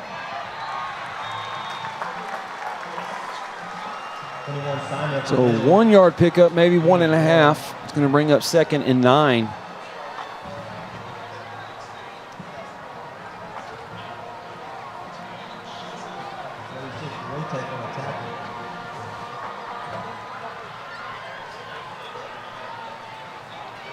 So we're not sure if you're seeing any of our graphics. We don't believe you saw graphics from the first half. 3:50 to go here. Deer up 24-21. Play clock not a factor as they're having technical problem. Yes, sir. Patient, here he comes around the yes, left side sir. again.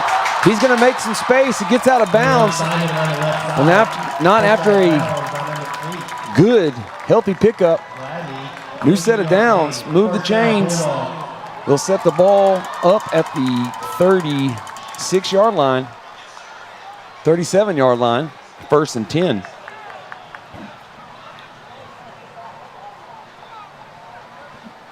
Deer are having a hard time picking up. If he gets past that first level, he's hard to get. He's hard to get for most people. This isn't a Deer problem. This is an opponent problem. He's going to be a force. He's a sophomore. The number of D1 colleges that have already spoken to him. Good spin to the hole. Simon around the right side, gain of 3. You're going the wrong way. So it could be 2nd and 8, 2nd and 7. So slow to get it up.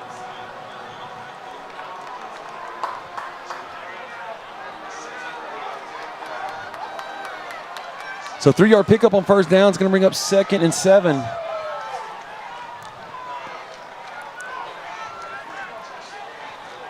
Clock is moving.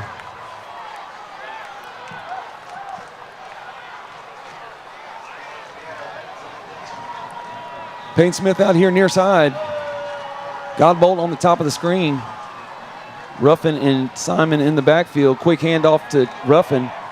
He'll take and move it ahead 5 yards. It's going to make it 3rd and short here. You know, is it bad? Like, one of the things I was really anticipating and couldn't wait to see was that line to gain marker that was digital and told us we didn't have to add.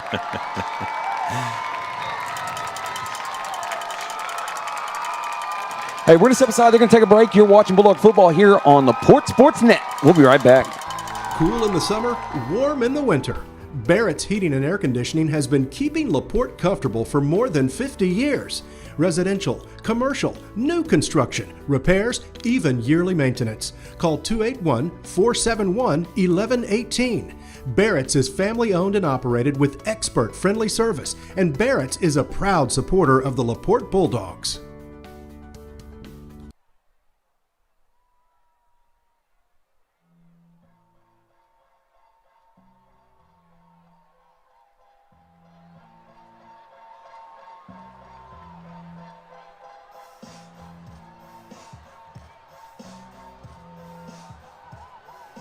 All righty, so we're here at the 2-minute warning.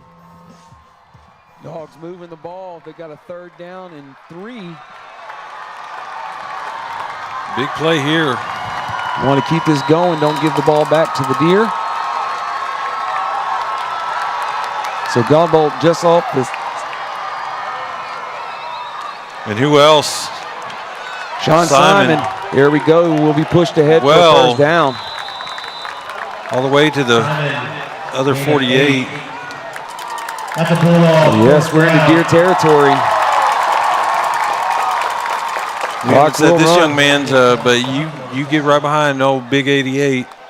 He's going to make a path for you. Riker Reynolds.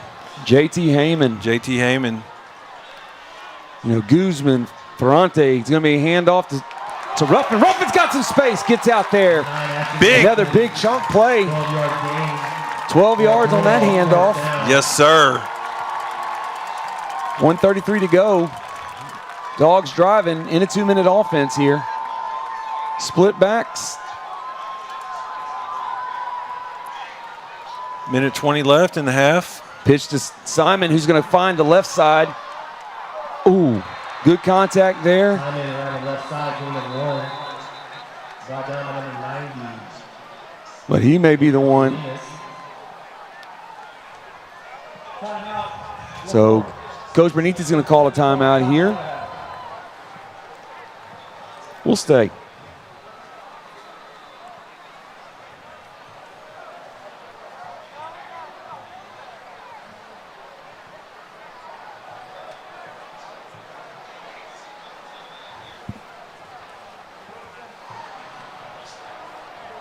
So, yeah, I think you're going to start seeing more and more of these young men. They're being fatigued and the cramps with just the temperatures. I don't care what the weatherman says. It's hot. Oh yeah. Oh, it's in the 80s. It's comfortable for who? Not these guys, but they're out there, and I know they're eagerly waiting to get in that air-conditioned locker room for halftime. I'll tell you what, it's always one extreme or the other. I remember watching you play back in being froze to the back when we played Deer Park later in the season. Oh, yeah. Yeah. Yeah, it was. It used to be the last game. It was my senior year for sure. Dogs break huddle here. Giddings again at center. Peyton Smith near side. Flanked by Godbolt. Split backs in T formation almost. I like it. Play action is going to look.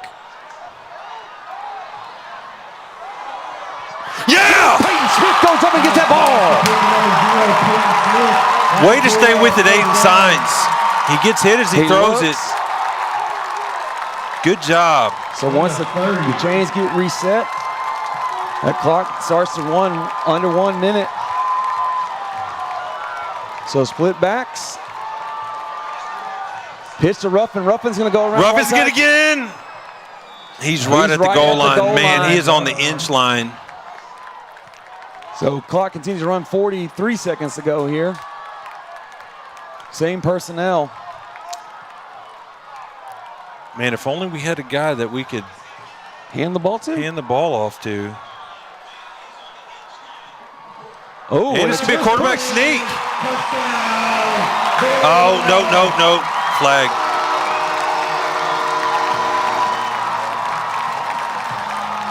It looked like he had killed that light.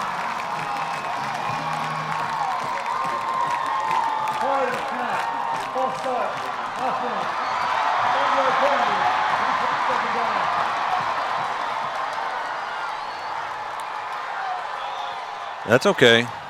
Got a little jumpy there. It's going to put us back 5. We're going to be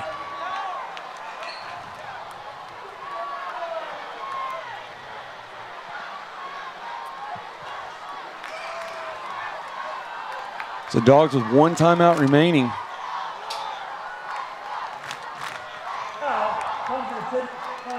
However, the Porte calls for 3rd final timeout. So we'll say, unfortunately, I was unable to hear White Hat there for his explanation. So technically, you have one play, and then if you're going to settle for 3, we need to. Yeah, so you've got to have your team here on the sideline ready to go. We call clock. Now, I say that 28 seconds is still a good period of time, you know. Deer Park will be coached to kind of lay on top as long as they possibly can until the referee intervenes. Now that maybe I misread earlier. I looked up. But I believe we're out of timeouts. Yeah, that was our 3rd and final.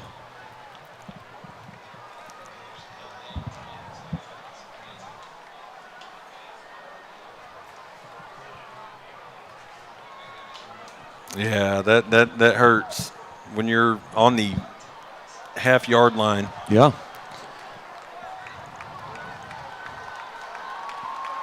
But here we go. Yeah, 2nd and goal from the 6-yard line. Stay with us again. We unfortunately cannot show Deer Park's halftime, but we will get to the Chatos and the Bulldog Band. So Signs is going to go up to Peyton. And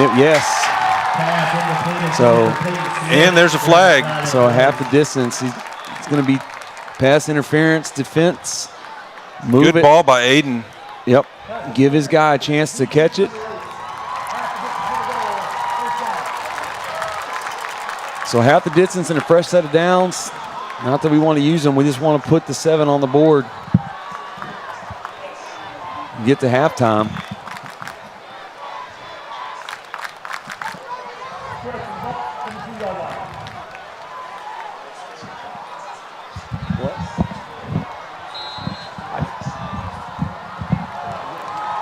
So Dogs break huddle here.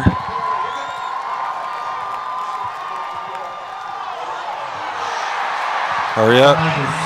That's what couldn't happen. So we got to keep moving here. Had 2 plays called in the huddle. Salts with 9 ticks. That's okay. Here we go.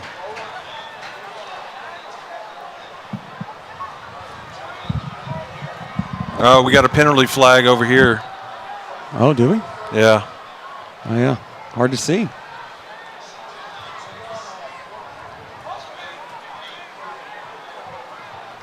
No.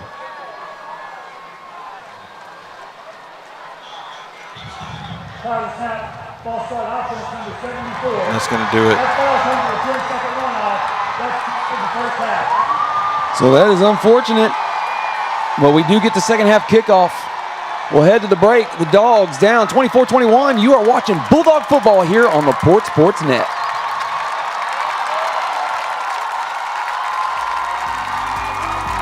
Are you looking for your dream home? Or maybe ready to sell your current home for a fresh start? Main Properties is here to provide you a personal and stress-free process. Main Properties has been servicing the LaPorte area and its surrounding cities for over 30 years with pride and spirit. Let one of our expert realtors here at Main Properties provide you with the caring service that is tailored to what you need. Come see us in the heart of Old LaPorte at 1014 South 2nd Street and let us put sold on your sign.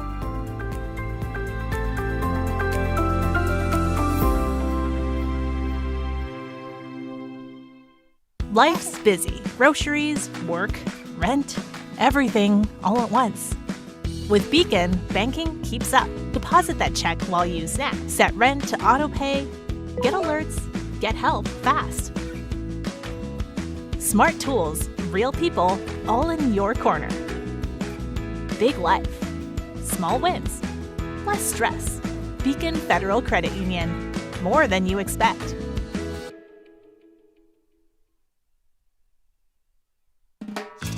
As a Bulldog alumni myself, I know firsthand how this community steps up to take care of its own. At Gringos, we pride ourselves in doing the same. Since 1993, we've supported numerous organizations and causes with the intent of making our community a better place. Whether it's spirit nights, donations, or sponsorships, Gringos stands ready to do our part. But we can't do it without you, our guests. So next time you're catering lunch at the refinery or meeting up after the game, let Gringos do the cooking and help us change lives one taco at a time. Go Dogs!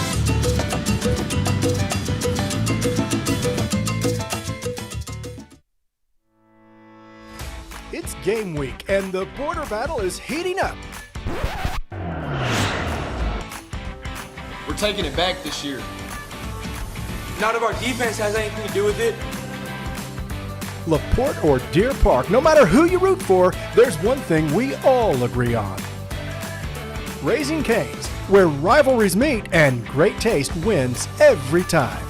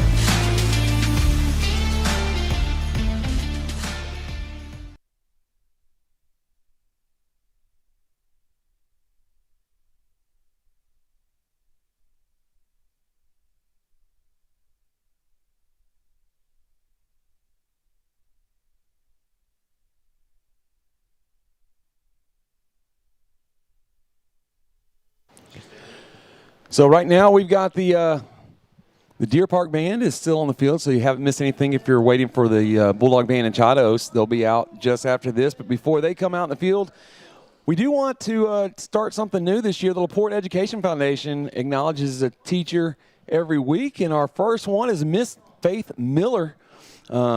She's a phenomenal teacher, interventionist. She currently is at Lomax Junior High. Both of my daughters had Miss Miller, and she's an amazing, selfless teacher and doing a great job there at Lomax Junior High. So the LaPorte Education Foundation Teacher Spotlight. Also, the Texas Stress Student Spotlight. Another new tradition, none other than senior Luke Mora, senior class president, also one of your defensive linemen in tonight's contest, wearing that 7-7. But we are here, and the Chados are ready to take the field, and we're going to tune in and watch their performance tonight.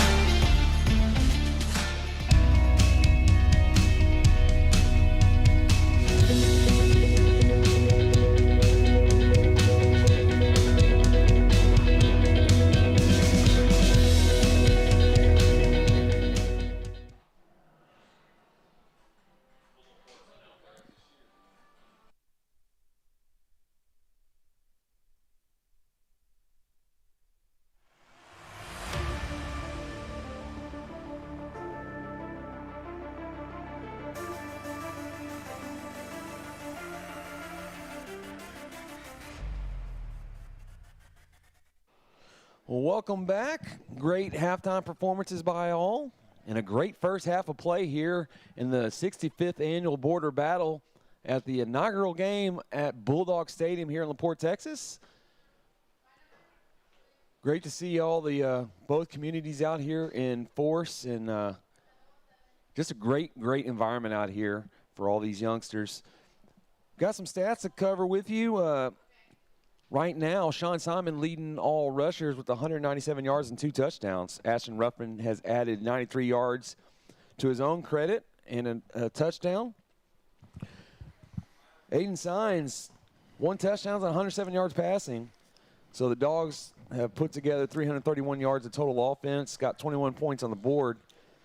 That is to Deer Park's 256 and 24 points on the board. Kind of what we expected. Again, it was a little sloppy at the beginning for both squads, not unheard of to see. But as the players started to settle in, you're starting to see more of the true essence of both squads. I know that Coach Flynn and Coach Bernithi went in those locker rooms and gave, passionate messages and have given them the marching order, so to speak, to come out here and looking forward to a great second half to this classic. Only one score could come up. Having some Wi-Fi issues, amongst other things. Friendswood right now leads Fort Bend Marshall 21-12.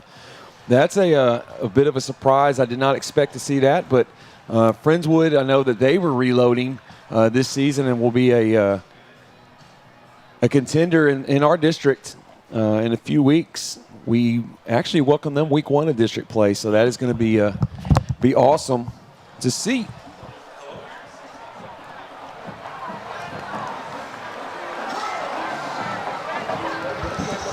So both teams getting their final notes and direction from special teams coach before they go out there. Deer will kick off to start this half. Yeah, we had a drive stall on the half-yard line there to end the first half, and had a lot of momentum. I hope it doesn't bite us in the butt here, but all is well. We got an entire second half of football to It's going to be a great one. It's going to be a great one. It's going to come down to the very end.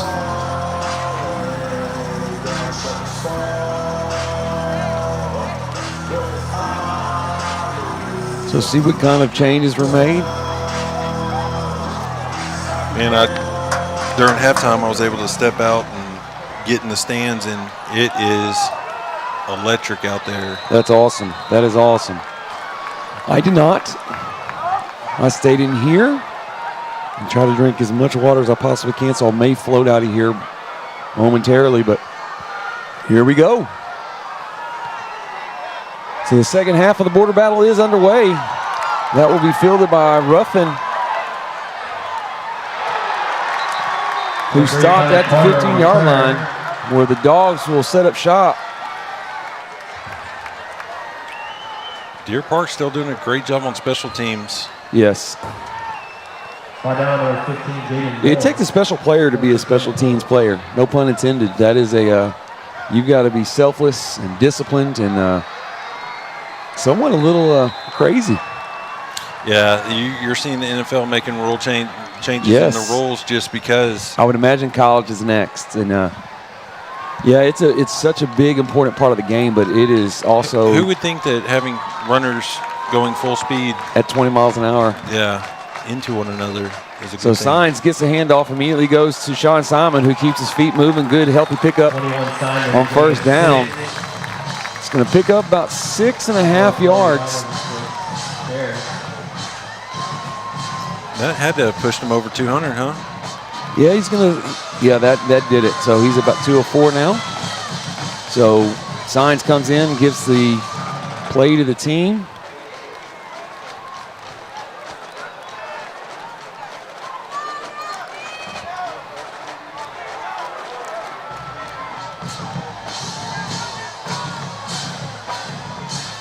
Late handoff to Sean Simon. This time it's snuffed out. Yes.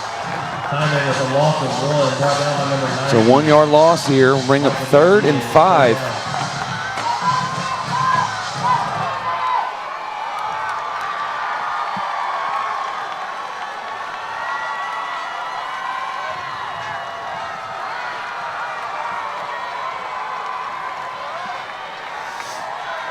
Dogs break huddle.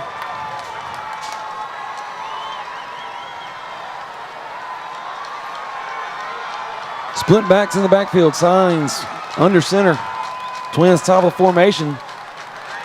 Signs bootlegs out.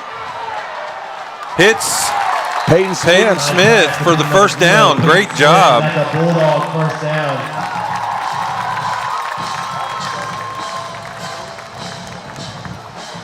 Ball will be spotted at the 32-yard line. 1st and 10.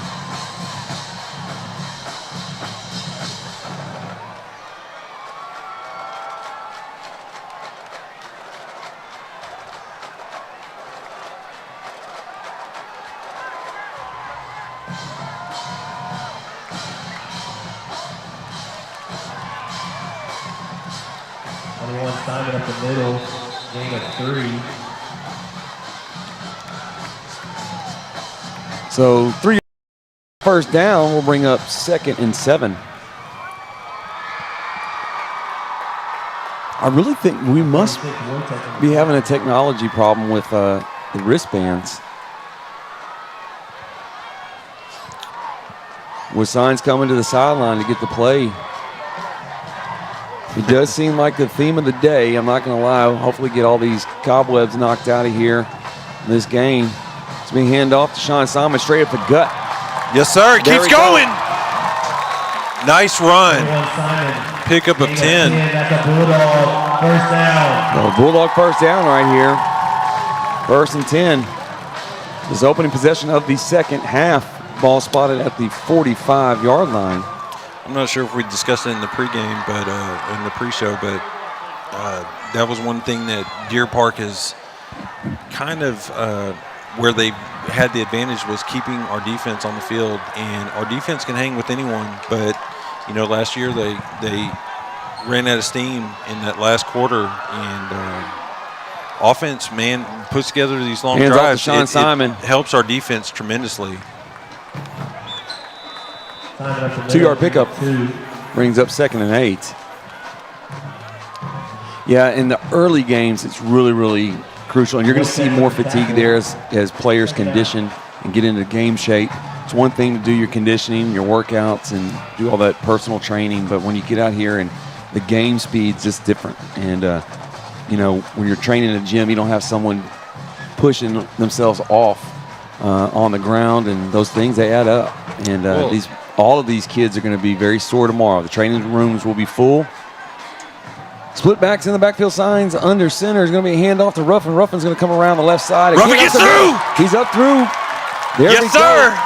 Number 9, Ruffin up the middle. 20-yard gain. I love it. I love it. Pickup right there.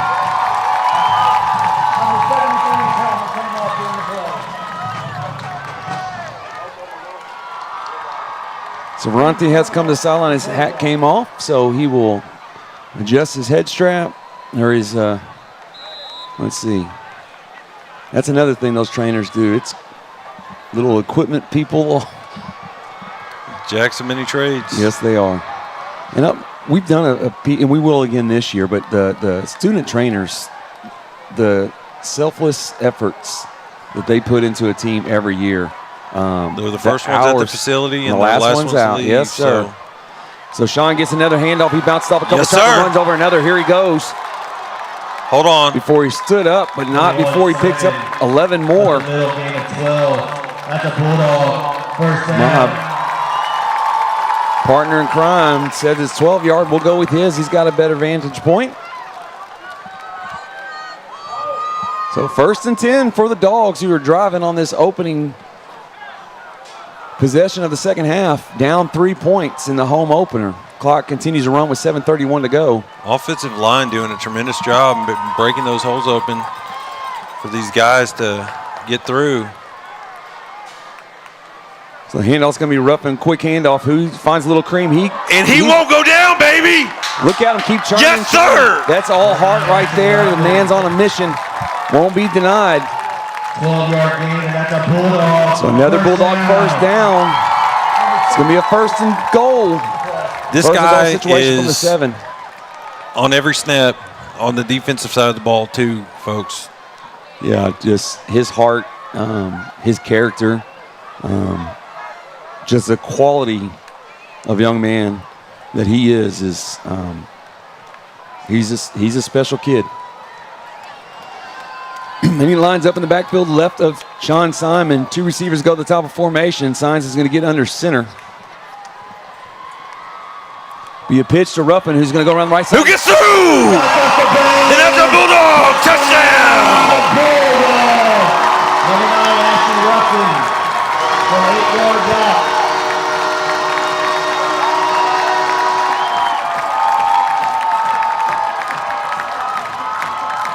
Yes, sir.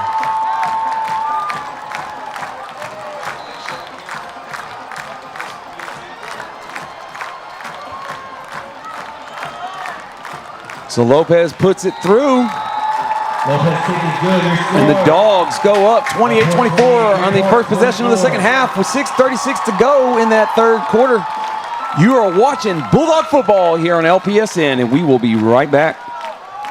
For over 2 decades, Bayside Plumbing has installed some of the highest quality commercial industrial plumbing in the Houston area. Now we're bringing that same level of expertise straight to your doorstep. Gas leaks, water leaks, sewer line repairs, tankless water heaters, full home repipes, standby generators, and more. Licensed, insured, and trusted, based in LaPorte and proudly serving Greater Houston. When you call Bayside, you're not just getting another plumber, you're getting a partner you can count on for a lifetime. Bayside Plumbing Services, your local plumbing company.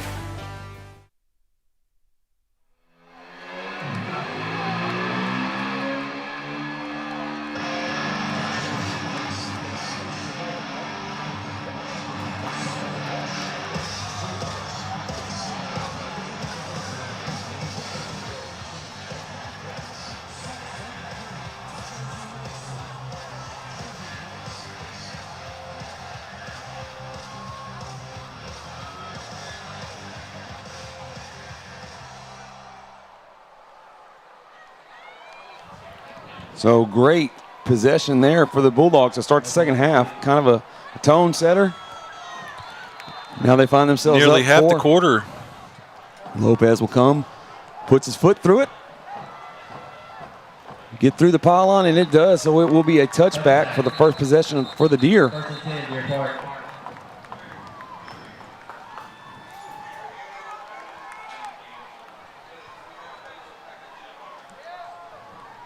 Yeah, great job by the Bulldogs marching the ball down the field, scoring on the first possession of the second half. With a heavy dose of Simon and Ruffin. Have fun with that. Yeah, we that was a broken record message last year. You just had to pick your poison. You had Ricky Sandoff and Tyrese Barnes, and then you had, Sean Simon to finish it out. And there's Yates with a quick handoff over the right side. Number 4, Yates, around the left side, Gain of 2 yards on first down. Will bring up 2nd and 8. Slow to get up.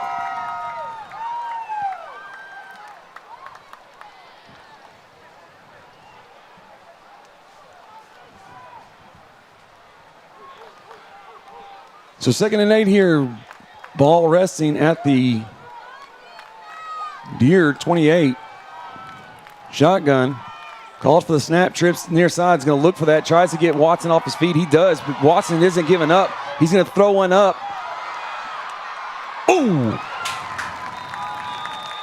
Man, Watson was right there. He was. Again, kudos to the quarterback for keeping that play live and being able to find a receiver. So it appears cramps are here, and I remember those worst Charlie horse I ever had in my life. Freshman year, 2-a-days, second day of practice, and we get home after morning practice, turned on the air conditioning, started drinking, and all of a sudden, both hamstrings locked up, and my body went into a comma formation. It hurt so bad. I'm yelling for Mom. Mom's out there trying to massage my hamstrings and pull the cramp out. It hurt so bad. Stouts takes the jog off the field. Doesn't appear to be anything too serious here. But we got a big third down. Yes, we do.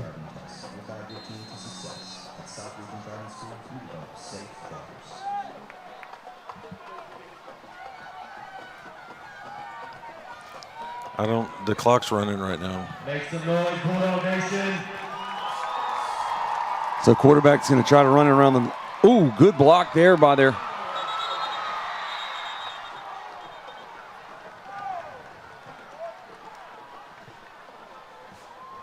I don't know if. So Hayden LaFrance scoots around the right side, gets a new set of downs for the Deer. Trips top of the formation, pistol formation. LaFrance calls for the snap. It's going to be a handoff straight.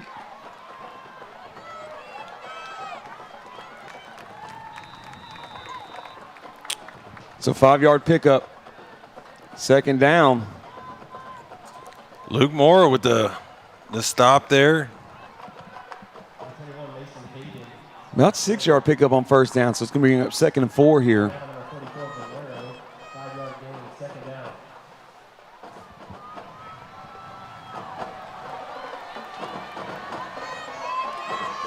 So French down here near side, Twins high. Pistol formation, calls for the main motion. It's going to be a straight handoff. Yes, sir. Well read. It's going to bring up another third down. Let's make some noise. Tackle on the play by 83, Campbell. Third down. Let's make some noise, Bulldog Nation.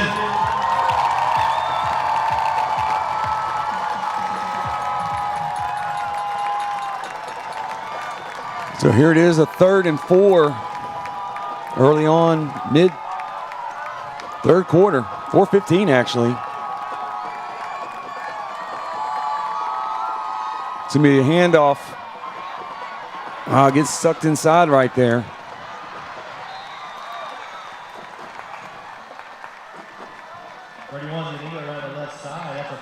So the Dogs have to do a better job of getting up and sealing that edge and forcing back inside where they've got help.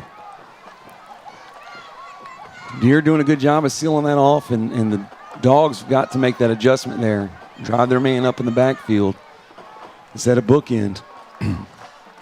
So Twins near side. Franz waits for him to get set. It's going to be a zone read.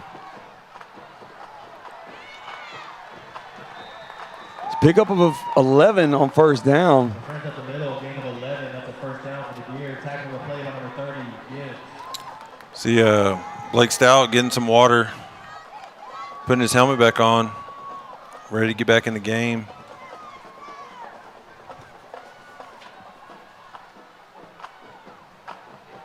So again, play clock being kept on the field. First and 10 here for the Deer.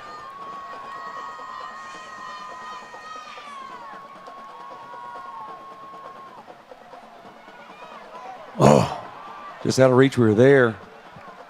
Got to make that play. So Franklin comes in, Stout comes in.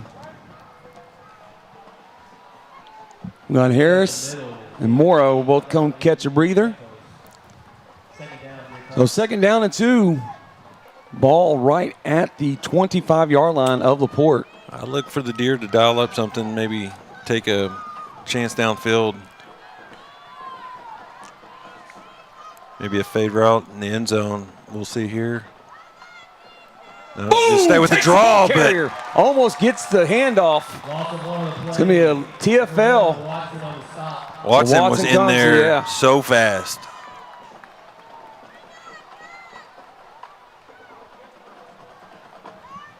Would you guess that he is a phenomenal basketball player as well? He really is. He sat out his freshman year from football. Big expectations, and the staff got into the friends, and they talked to him and got him back out here. Again, the edge. We've got to get there.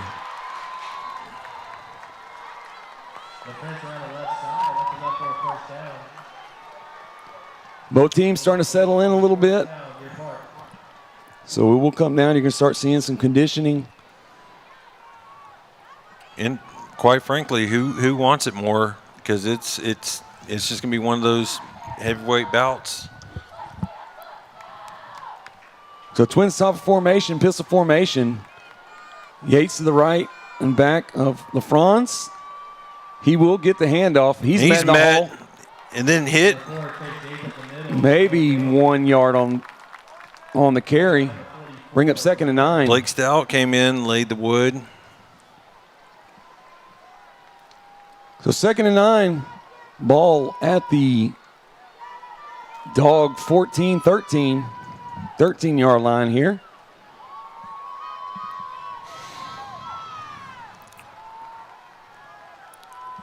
So single receiver near side, pistol formation. LaFrance calls for the snap. It's going to be another, he's going to pull it out, run around the right side.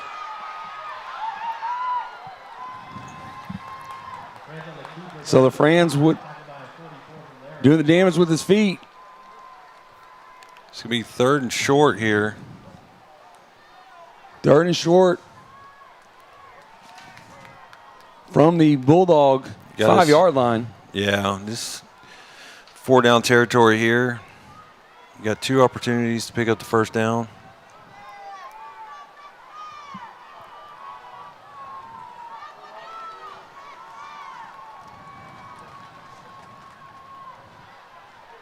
He's met, but it keeps churning. And the Deer score.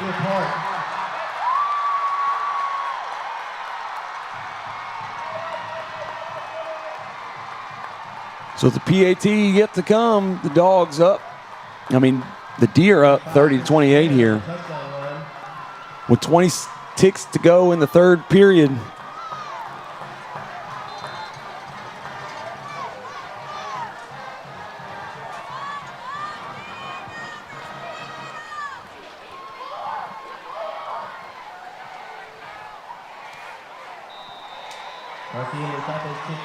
So the PAT is good. The Deer take a 3-point advantage. Where's the flag on the play?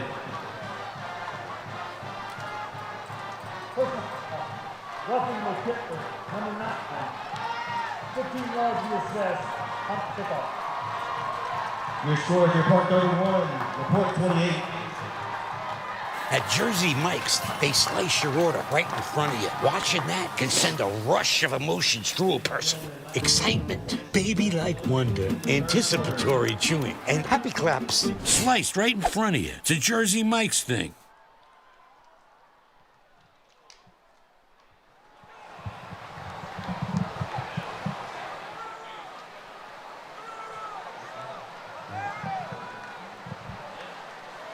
A score update, top of the 8th inning.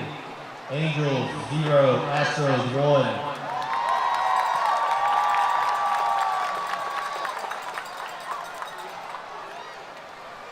For over 2 decades, Bayside Plumbing has installed some of the highest quality commercial industrial plumbing in the Houston area. Now we're bringing that same level of expertise straight to your doorstep. Gas leaks, water leaks, sewer line repairs, tankless water heaters, whole home refis, standby generators, and more. Licensed, insured, and trusted based in the Porte and proudly serving Greater Houston. When you call Bayside, you're not just getting another plumber, you're getting a partner you can count on for a lifetime. Bayside Plumbing Services, your local plumbing company.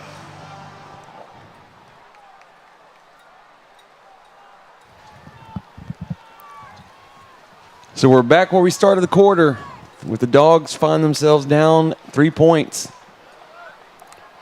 20 ticks to go here after the roughing the kicker penalty.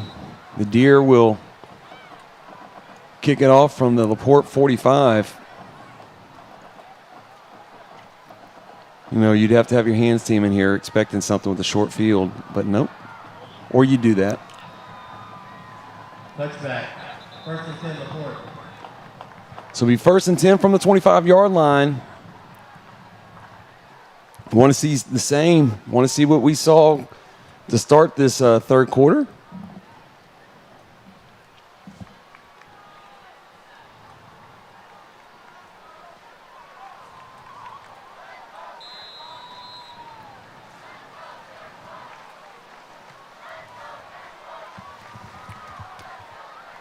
So Godbolt comes out near side. Peyton Smith takes off to the top of the formation.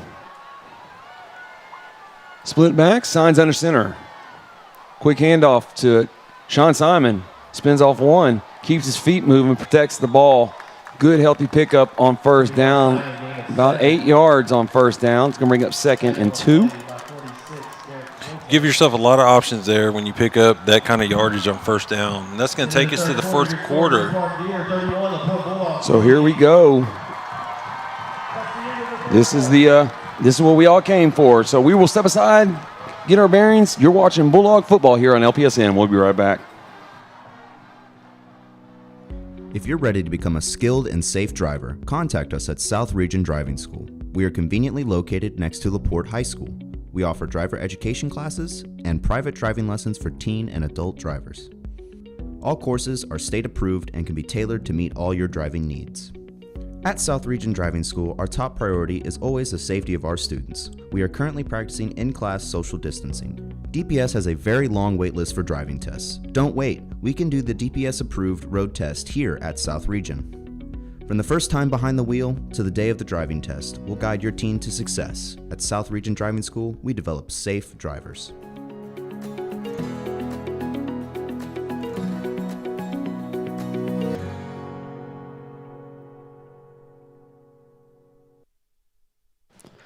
So here we go. The Dogs have a 2nd and 3 from their own 32-yard line. Trying to counter Deer Park's score there. We hand off to Sean Simon again, looking for a hole. Keeps his feet moving. It's going to fall forward for a first down. Simon gain of 4. That's a Bulldog first down. Number 99. Oh, Houston on the tackle.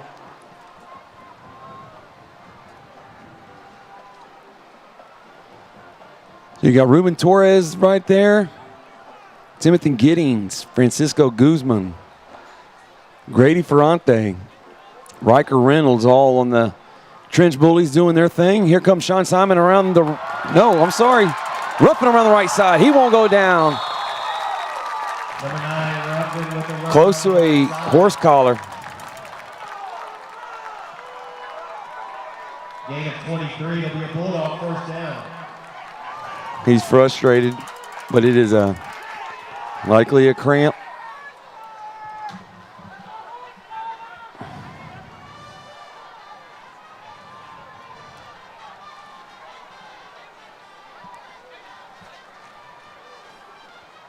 So Aiden will come out, bring the play to the team.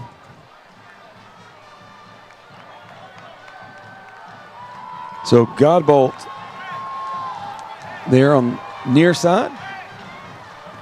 We hand off to Sean Simon right up the middle, lowers his shoulder. Picks up a healthy 6. We're going to say 4.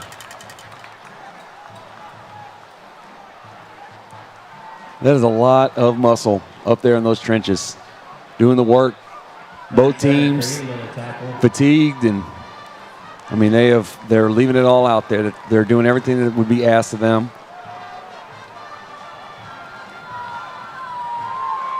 So Riker Reynolds is going to go down in a fullback position. And Deer Park does a good job sealing that edge. It's going to bring up 3rd down for the Dogs here. So Ferrante's helmet comes off, and he's got to come out.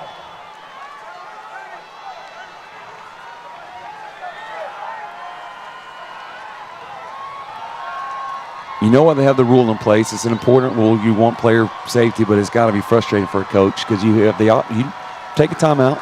You don't have to take that player out, or you're going to lose a valuable contributor to sit out of play. The Dogs break huddle. Smith, Godbolt, left side, Reynolds. Hand off to Sean Simon. Oh, but he slips. So it's a 4th down situation.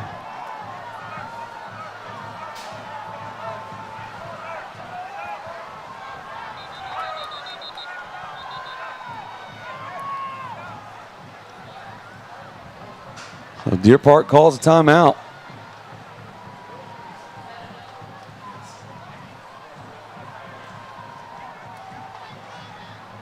Locally owned and operated, LaPorte Roofing is proud to serve LaPorte. How can they stop play?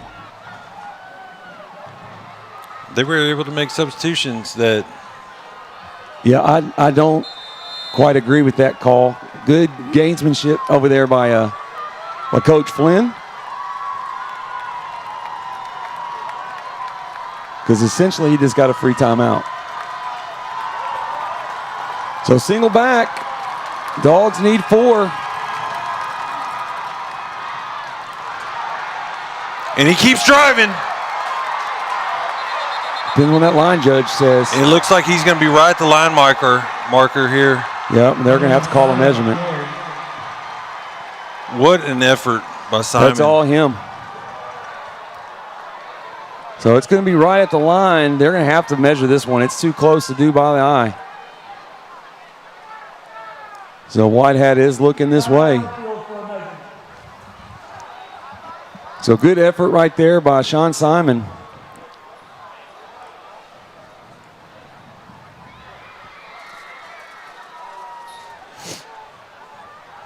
Those situations are tough. You're stuck in no man's land. You're out of field goal range, but you know it's such a critical part of the game.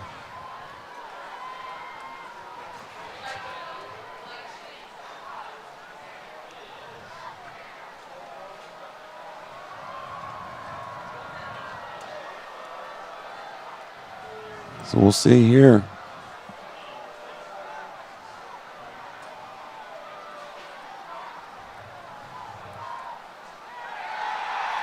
No, it looks like it's going to be 2 chains short. We'll turn over on downs. So the defense is back on the field. Deer want to widen this lead here.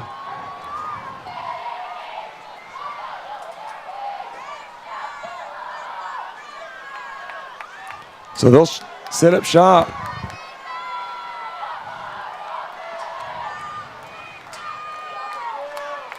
First and 10 from the Bulldog 31.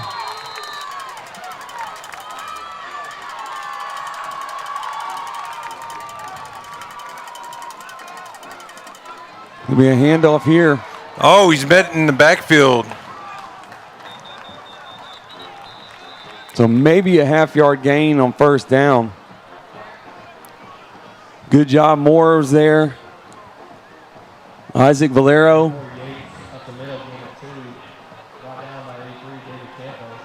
So no gain on first down. It's going to bring up 2nd and 10. Meanwhile, that clock is ticking.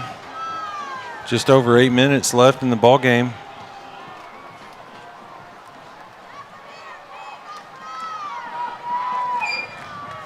Deer in no hurry here.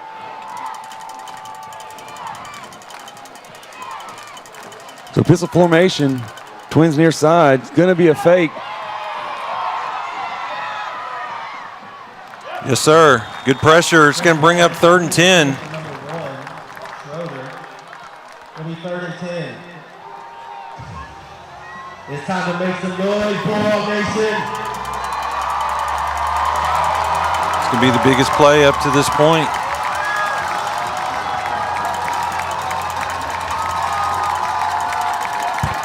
So trips, top of the formation. Yates to his left, single receiver near side. So looking to get the Dogs to jump, they don't take the bait. Looks over the sideline for the play. Again, with no play clock, it's hard to gauge what they've got.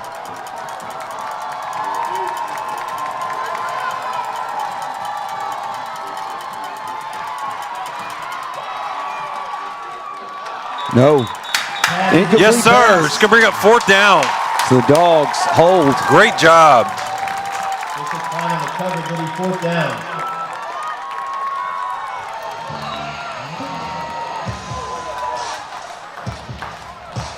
Gobalt's going to be back now to receive the punt.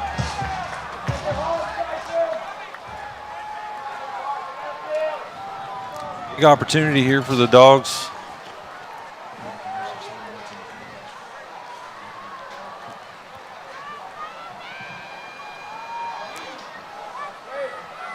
So Deer Park may be missing some personnel, and they are, and have to call a timeout. Yeah, let's do that. We're going to step aside. You're watching Bulldog Football on LPSN. Locally owned and operated, LaPorte Roofing is proud to serve LaPorte and the surrounding areas. From roofing to remodeling, our team delivers quality for both residential and commercial properties. With a great team of professionals who are quick, responsive, and dedicated, you can count on us to get the job done right. LaPorte Roofing. Strong roofs, strong community commitment.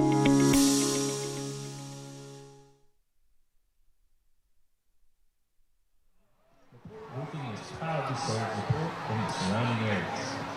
From roofing to remodeling, our team delivers quality for both residential and commercial properties. With a great team of professionals who are quick, responsive, and dedicated. All right, here we are. 7:40 left. Not a great punt. Get away. And we're going to have great field possession. Oh, my goodness. I thought that ball was out of bounds. It took a Deer bounce.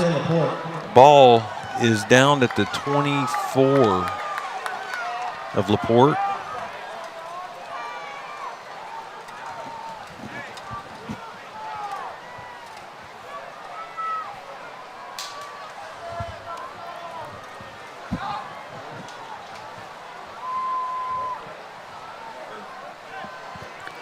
All right, here we go.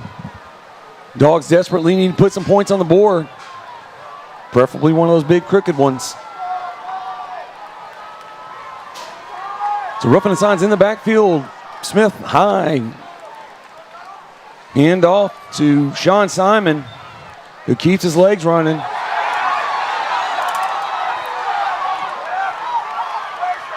Forward progress going to give them 3, but officials let them take them back about 8 yards. So 2nd and 7 here for the Dogs. Ball resting at the Bulldog 28. In this fourth quarter, Deer up 31-28. And a great ball game. Split backs, Twins high. Hand off to Ruffin, who's going to pick up 2 yards, maybe 1.5. So here we are facing a 3rd down situation, 6 to go. Clock down to 6:30.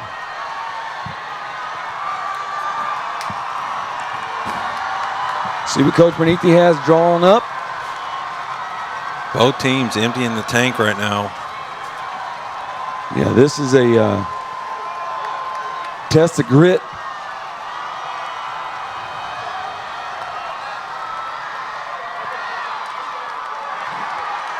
True. Sean Simon's not going to get it.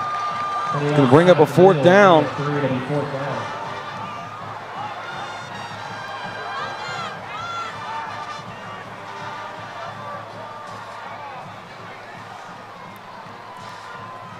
Dogs facing a 4th and 2, and Bernithi's on the sideline. He's going to stay with them. He's staying the offense. Hey, I mean, deep in our own territory. Now he's going to think about it, calls a timeout.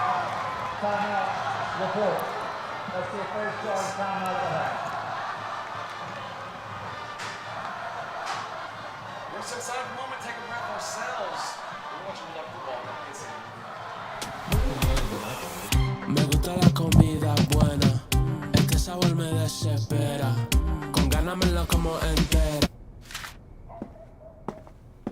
Me gusta la comida buena. For over 50 years, Fisher's Hardware has been LaPorte's trusted hometown hardware store, right at Fairmont and Broadway. From expert advice to unbeatable service, Fisher's has what you need when you need it. Fisher's Hardware, big enough to serve, small enough to care. And we're back in a big situation here for the LaPorte Bulldogs. The offense is on the field. Dogs need 2.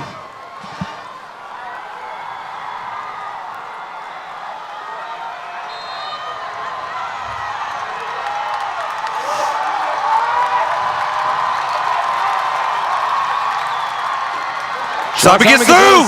He does pick up the first down. And he's going. Runs over a defender. Yes, sir. That's all hard right there. Big first down conversion. Sean Simon around the left side picks up 11. And it is 1st and 10 from the 46-yard line. 5:26 to go. Clock stopped as he went out, waiting for the chains to reset.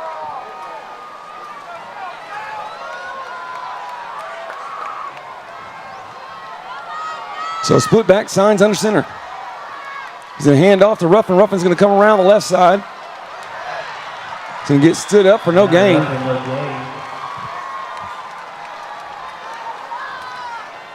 Brings up 2nd and 10.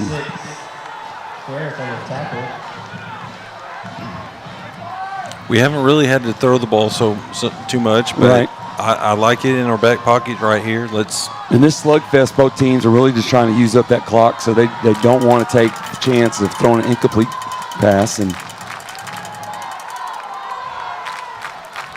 so Peyton Smith does come down here near side. He would be a great target. Garbo close to the side on the left. Hand off, no, it's going to be a bootleg to. Oh, he got him. Hey, good. Got it. Smart. And it's going to be a new set of downs. Hey, I want to commend Aiden Signs right there because, you know, that shows great maturity. He has really shown his classification this game because, you know, a less mature Aiden would have really pushed that ball downfield and forced it. Instead, he had to check down, and we picked up the first down. Great job, Aiden Signs. So split backs. Signs under center, gives it to Sean Simon, who's just going to keep on grinding his feet. Look at that extra effort. Little skirm right there, but 21 Simon up the middle, gain of 5. So bring up 2nd and 5 from the Deer 36-yard line. So here we are. 3:45 to go. As always, we want to commend all of these student participants. There's approximately 500 kids that are involved in tonight's contest directly on the field, be it student trainers, the band, the drill teams, the chatos, the cheerleaders, the football players. All of these kids put in so many hours. Look at that. Look at that. There he goes. Yes, sir. Yes, sir. Yeah. 36-yard touchdown run by Ashley Ruffin.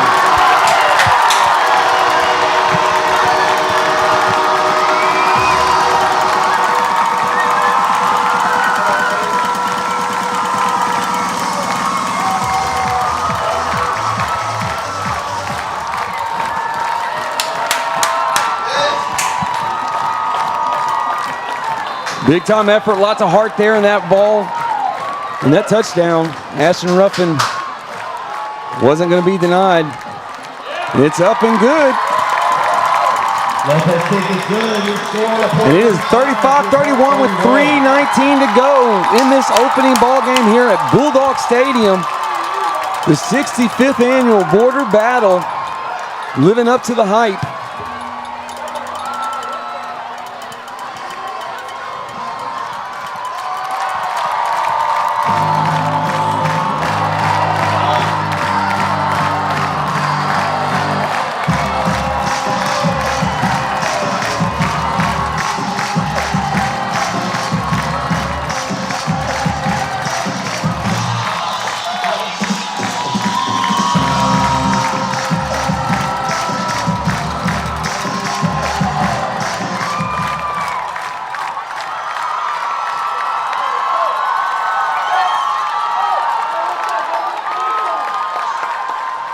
This is where that one team, one heartbeat right now. Defense needs to step up. Tell you what, this offensive line has done a tremendous job tonight.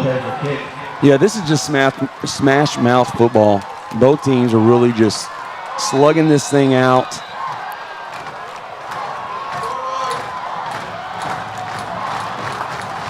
Little pooch kick. It's going to call for a fair catch, and it will be fielded right there at the 35-yard line. So the Deer will set up shop here, 1st and 10. Down for 4 points, looking to right the ship. You know, I know people don't want the party to end. I know there is a lot of buzz about the park on Main. People will be going down there and hanging out, seeing a lot of former classmates and old faces. Just want the community to continue to gather and have some fellowships. Going to pull that down for his own read, but this time it's going to be snatched up for a 1-yard gain. Tristan Oaks. Good job.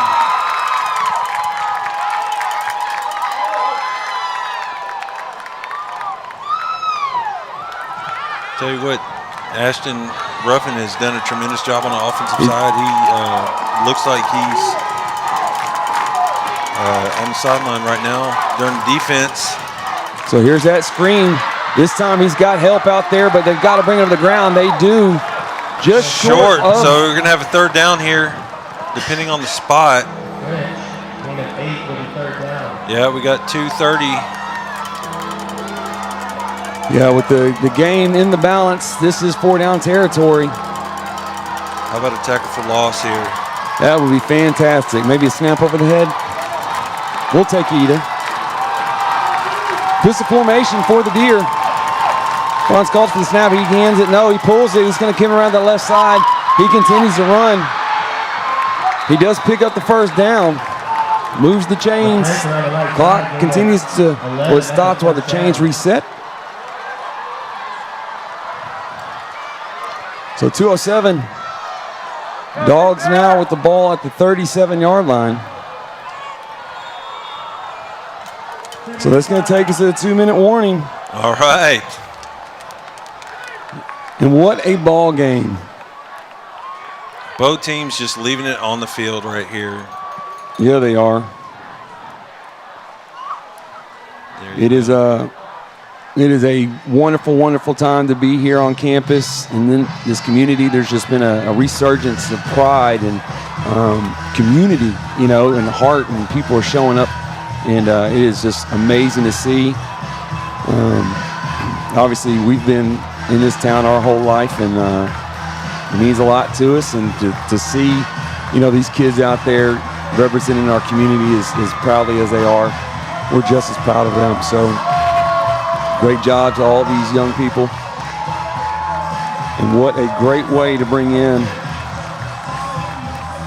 the new Bulldog Stadium.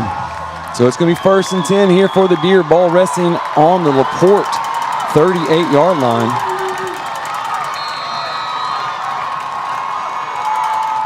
Little orb formation, yep, and he's going to come back with it this time. Yes, sir. Tristan Oaks. TFL right there. Ashton Ruffin checking in. So big time ball game right here, folks. So Twins near side, Twins at the top of the formation. Just a minute and a half left in the ball game here. Little slant. He gets free.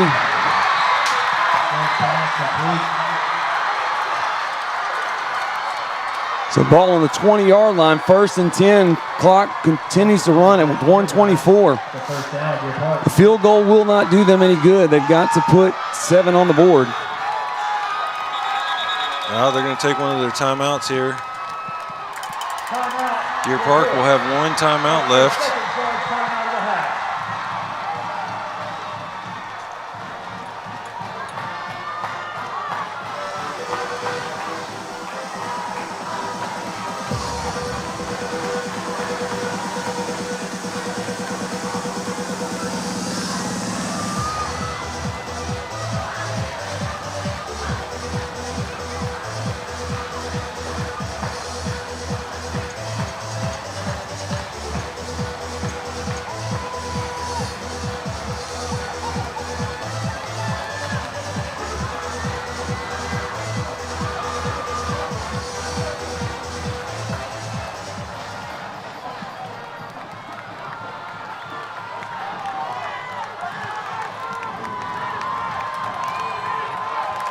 Be sure to tackle, force people back on the inside. Dogs come out. Trips near side. 2 in motion across the formation.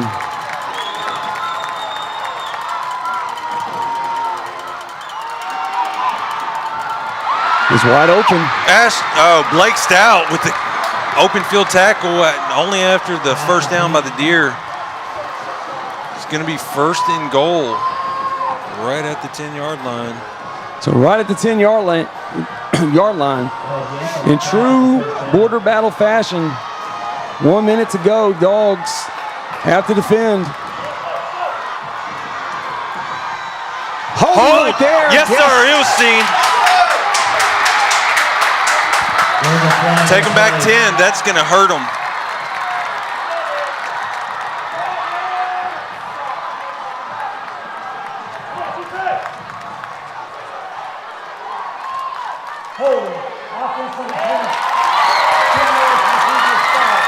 I'm telling you, that's a big one. That is a big we got to capitalize.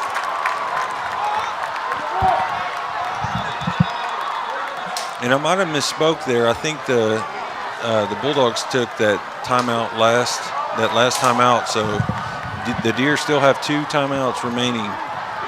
50 seconds left.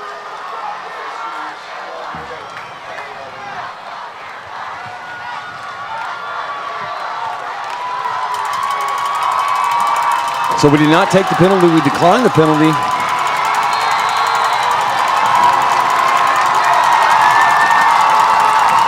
So, I don't know if we deny it. It should be second down, correct? No, we didn't. The yardage.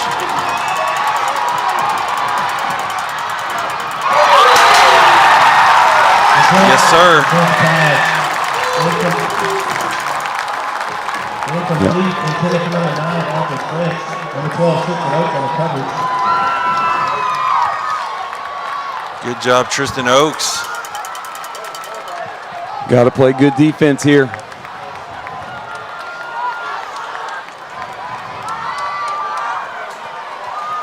.45 ticks to go in this classic. Both teams leaving it all out there.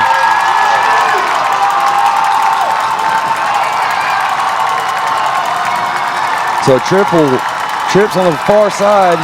He's looking that way. Yeah! Yeah! Yes, sir!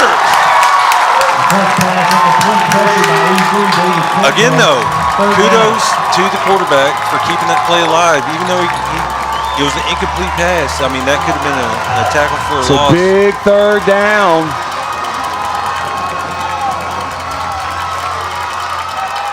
Oh, I like this. So here we go. We got. So Twins near side. Trying to get us to jump, look to see what our coverage is. Don't show your hand here. Peyton Smith checks in. It's going to help out.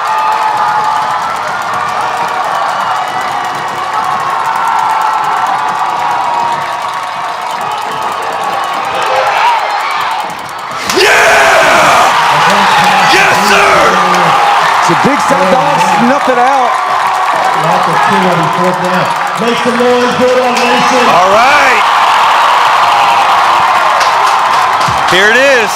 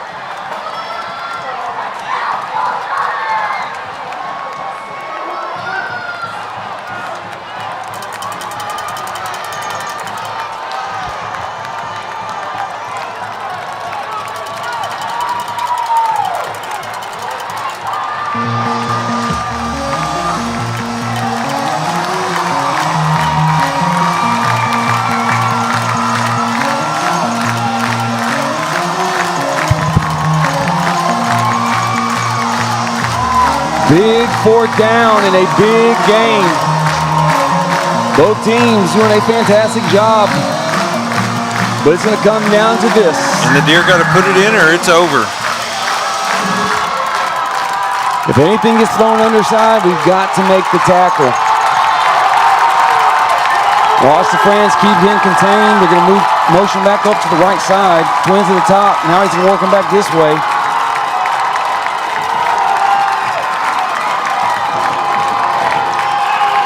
So here he is. He's looking to throw. Got run. Yeah!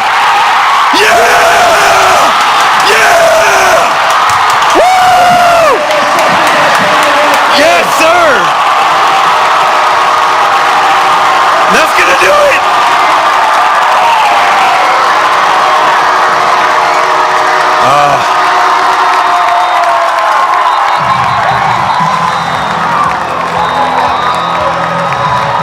We got 2 down.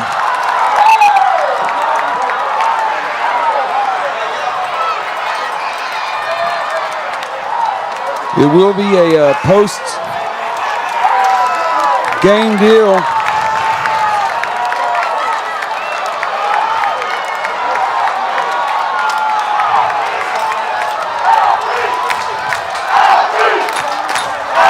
I'll tell you what, folks.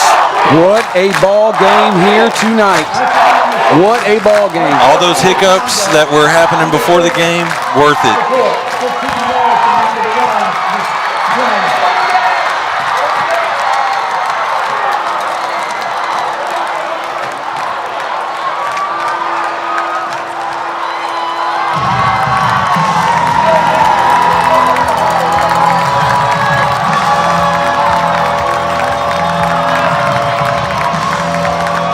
Coach Beneath is giving them firm instructions.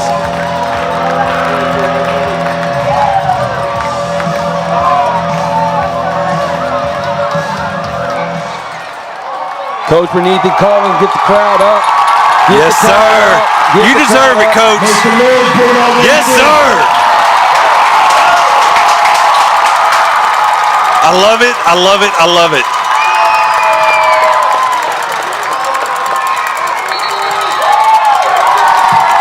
The final score, LaPorte 35, Deer Park 31. Yes, sir. Heck of a job. What a ball game here at Bulldog Stadium, where your LaPorte Bulldogs go 1-0 and take down the Deer Park Deer in the 65th annual border battle.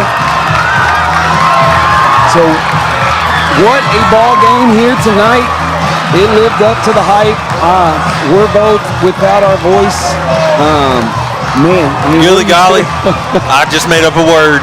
But those 2 backs, Simon and Ruffin, unbelievable. The offensive line did a phenomenal job, and our defense came up huge. So yes, it did. All around, just what a team effort. Aiden Signs at the helm. What a great job tonight, young man. Absolutely. Protecting the ball and making passes when he needs to. I'm extremely proud of him as well. So just hats off. I'm kind of keeping an eye on the it's always a little more interesting than it should be. But the fact remains, the Dogs are 1-0 to start the 2025 campaign. Number 6 in the state, Bulldogs, and we've got big dreams. This isn't anything. This is the preseason makes the postseason, and Coach Beneathi, he'll let them celebrate and enjoy this tonight. But tomorrow's a new day, new opponent. We've got Kingwood Mustangs coming to the house next week, and they're no pushover. In Deer Park, it doesn't get any easier for Deer Park Deer either. The Deer Park Deer are heading to take, I believe the Woodlands come to them, but they are taking on the Highlanders. That's going to be a great contest there as well. But now that this contest is officially over, we wish Deer Park well. It's the right thing to do. So we're going to wish them well and a healthy season. Great. But we really, really appreciate you tuning in. Thank you for sticking with us. We had tons of challenges tonight. But you know what? We will get better. So we appreciate you. He's Michael. What a game. We're Hank What and a Hanks. game. And we will see you next week here from Bulldog Stadium, where the Bulldogs are 1-0. It's a great day to be a Bulldog. See you later.